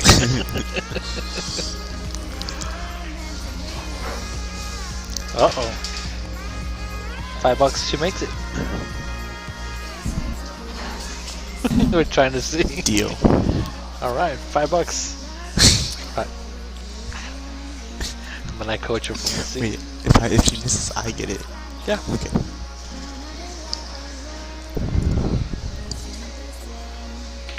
Oh, I just made myself she scratches. $5. I made myself $5. Damn. Made myself $5. You're gonna have to wait Eventually, till I break huh? you're gonna have to wait till I break my money though. I don't care. Unless I you won can give me $95. I win $5. Either I was gonna be sad or I was gonna be happy. And I'm dancing in my chair. I won $5 from Duncan. We gotta I'll keep bet you it fun. $5 now. You can't bet. You're down. Stay down. I was gonna say she Oh, makes she's it. playing no, she's playing safe. Here. Yeah. She already called it. But I would have bet she made it. Oh, okay. That But was it doesn't a matter. tough shot. Wait a minute. But Well, but Kaylen makes it. no. She's gonna make this one. Now, if she doesn't make it, I'm gonna punch her in the face. Just kidding. Make it. She dropped her shoulder, her arm, her everything on that one. That was not good. I don't think she had to do that though. I would have stopped it. I would have just punched made it. So easy to say it from over here. It's just true. Oh, that was a big game. My sister put Natalie on the hill, but ay, ay, ay, ay, ay, ay. That's not good. Oh my god, a little hard. I bet she makes it. Okay, what? $5? Wait, hold on. No. Yes or no? And then- Alright. I don't know which way I was asking, to be honest with you. Yeah, okay. You gotta bet $5 she rattles it, maybe? Oh, option! Option. I think she takes it. You think she takes it? Of course she will. You can't let anybody shoot a 10 for the win. You gotta go down swinging. It's a crazy shot though. It's kind of in the middle of the table.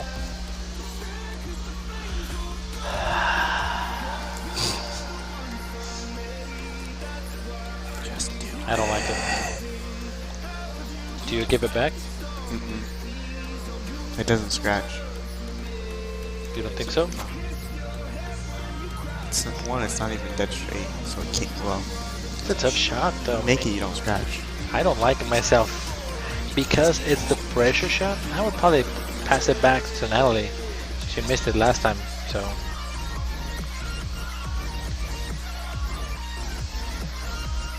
Me too, John. I made every shot sitting down. I'm shooting 100. Instead of 1,000. Cindy says give it back. Yep. I don't like it.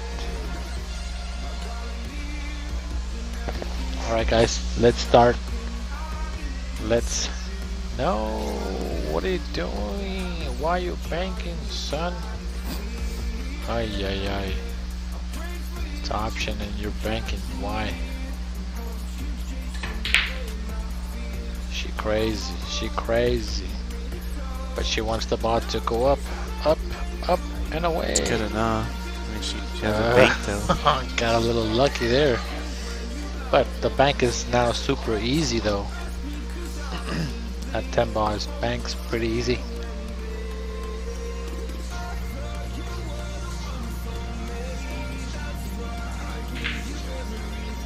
Yikes. And safety one more time. Yep, Safety one you more don't cut time. it? Huh? You don't cut it?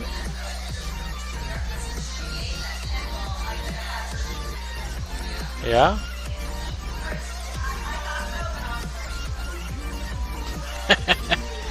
She's now thinking about that shot. It's like, well, she wanted to be cool and try to make it.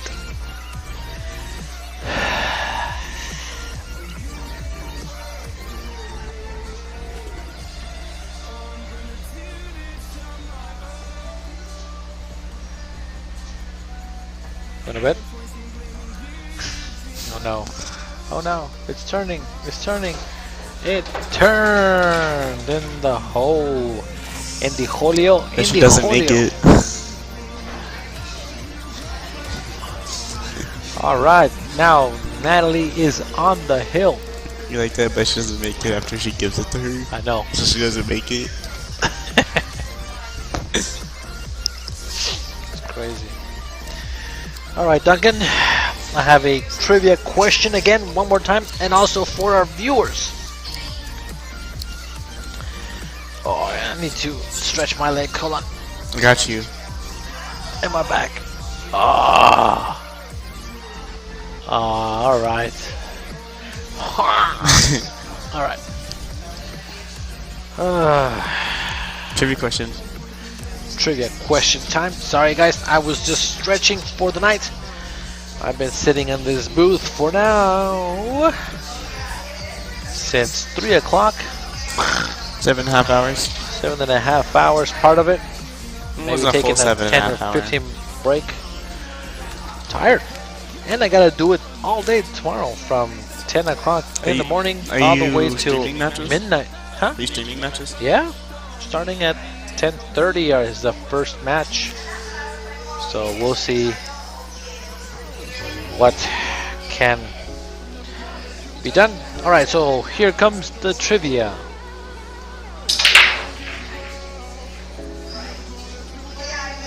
In basketball. No. Comes to, let me think of a pool question that's basketball. in basketball. It's like When me you saying have- in hockey. That's usually how all the trivia questions go. About random. Yeah. In 1935. Bro, I was not born back in 1935. Or 1700s. I don't know.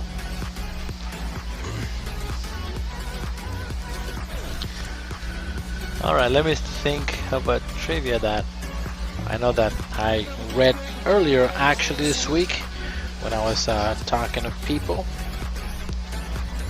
But do you know why they call it the kitchen?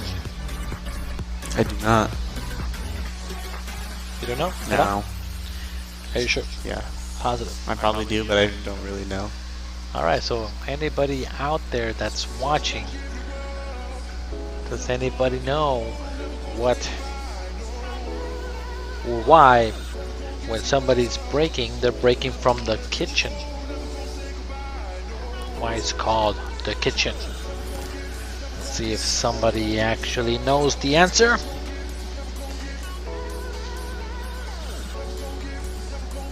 I bet someone Googles it.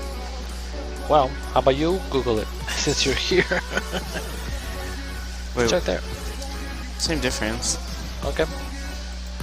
Why in pool is it called break from the kitchen?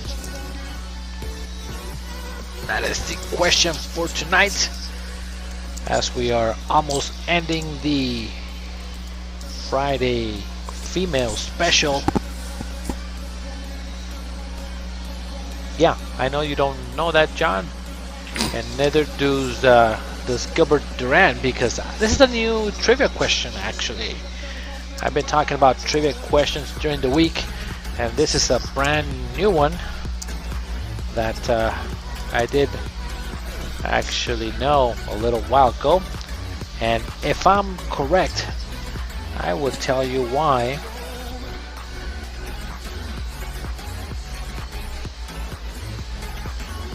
Doesn't tell you why, though, huh? Nope.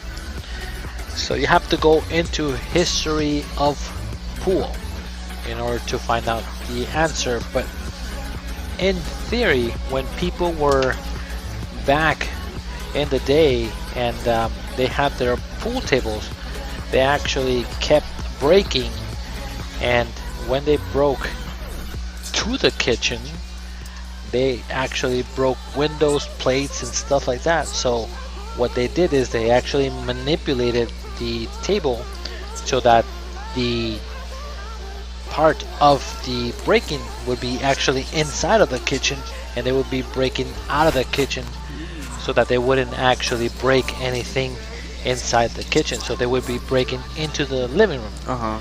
So that makes sense. That is the reason that it's called break from the kitchen. It comes from back in the day, they used to break plates and stuff like that. Oh my god, did you see this shot that just happened? That was a nice one rail kick off the side, called it in the corner like a ball. Boom, son, up to 3, nothing but net, almost nothing but net. Little backboard. Yeah, 3 was the backboard. Yep.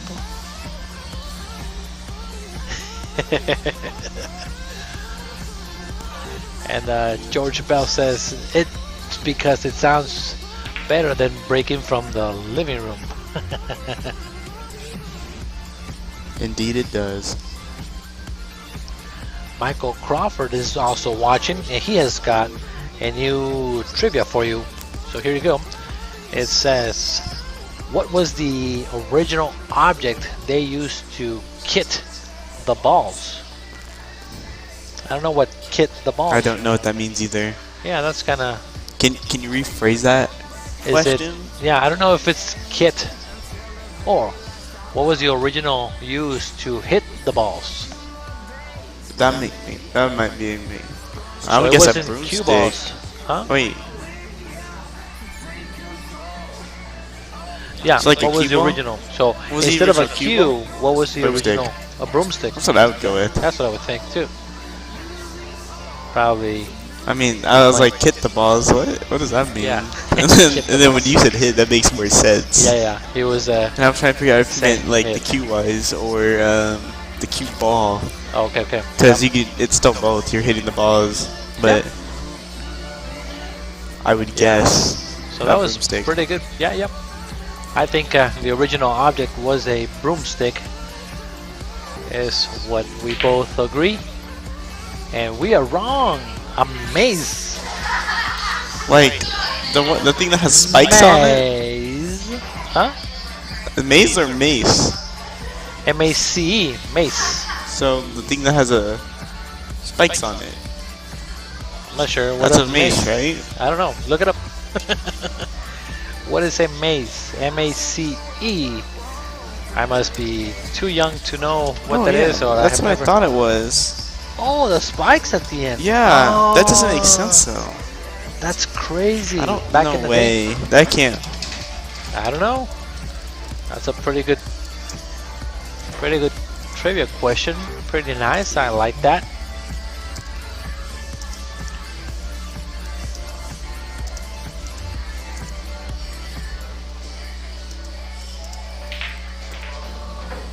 Oh, ended up hitting the balls there. She didn't want to hit the 5 bomb at all on that particular shot.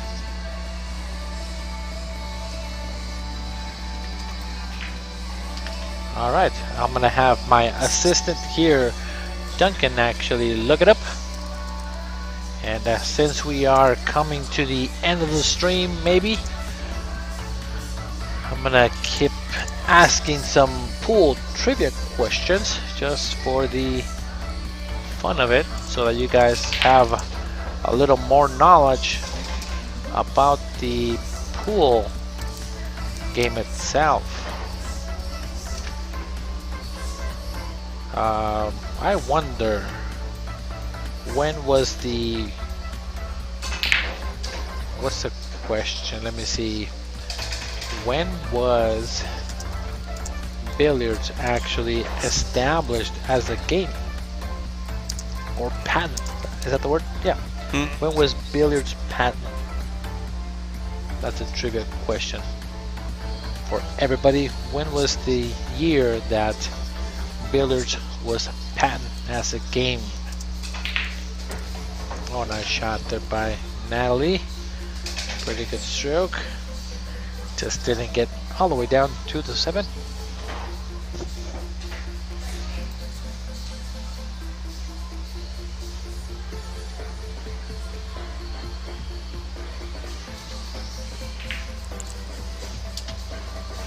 Okay. Oh. So it's not the mace we're thinking of. It's a different type of mace. Oh yeah, yeah. That's what it is. That makes more sense. Yeah. So it's not. It wasn't a cue. It was called a maze, and it had a different kind of shape on the head, and then you would push the ball forward. John, for your question, said 1865. 1865 is the year that billiards was patented as a game. Very nice job there, John. Nice hit on the 7. Nick once again is up 8-5. Oh, in the race to what? 9. Oh, he's on the hill and he's shooting. Oh, not too bad. Maybe. I want to see him win this set to make it hill. As long as he doesn't miss this one. Alright, so now Natalie needs to shoot the 7 on the side, come up table for the 8, and then stop shot on the 8 ball for the 10 on the side. That's what I see from here. It's all about the 7 because the other 2 are pretty standard. It didn't give Kaylen a easy return, however. Alright, another trivia question. I need for you to come up with one. I don't know. Come on, Duncan. Keep us entertained. We're getting answers from our viewers, so I know that at the same time it is kind of interesting to know a little bit of history about pool. I like playing safety here, hitting the rail over by the first diamond and then having the ball go up to the opposite side, but the way she's thinking is shoot the ball in the hole, shoot the ball in the hole. I like the safety better and have Natalie actually win the match, but she called safe. Alright, let's see what kind of safety she comes up with. Oh, the sellout safety. That's not good. That's not a very good safety at all. Whoops.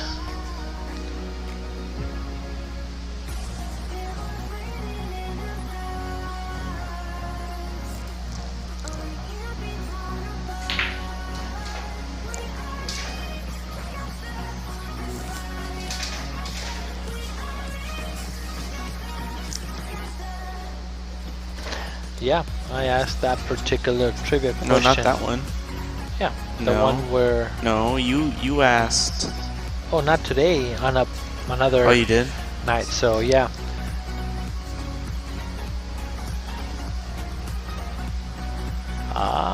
Michael Webb says, how did billiards actually get started? It was before any pants. Alright, Michael, go ahead and give us the answer, because it looks like Natalie might be actually finishing out the set here.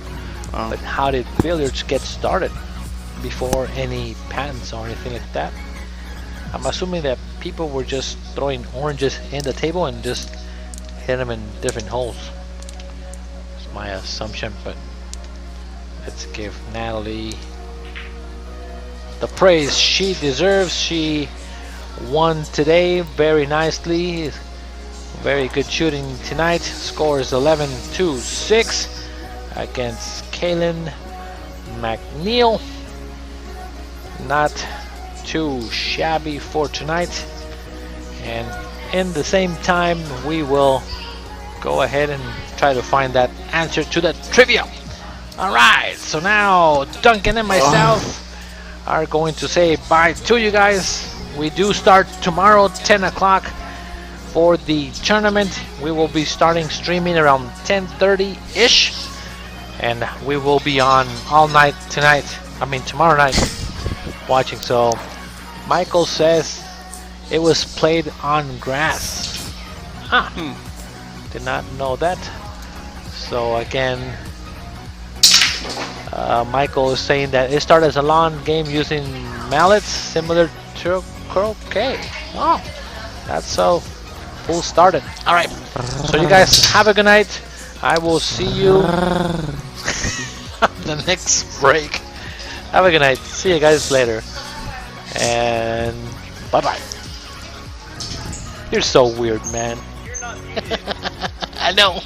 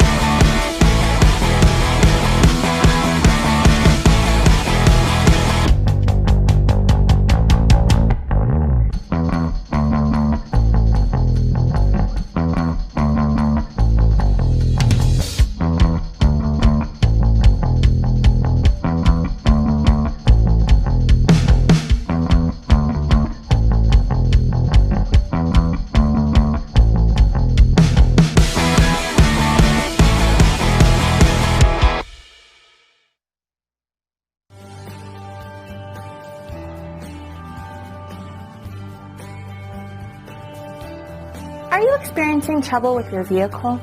Is it time for repairs? Or maybe just time for a checkup? We would love to help you. When it comes to vehicle care, you need an expert who will be able to assist you quickly and get the job done right the first time. Don't trust this job to just anyone. We are the top auto repair service in the area, and we will handle all of your needs in a quick and professional manner. And remember, the longer you wait, the worse it can get.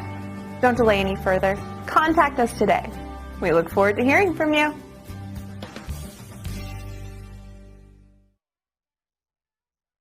Do you need to sell your house fast? Well, you've come to the right place. We buy houses in any condition or location and can close quickly so you can get paid and move on. Are you behind in payments, dealing with a divorce, job transfer, a fixer-upper, or have a bad tenant? We eliminate all the hassles of the traditional sales process. By selling to us, you won't have to do any repairs or updates, list with an agent, wait month after month for it to sell, hold open houses, or pay any out-of-pocket expenses. Give us a call and get your money fast.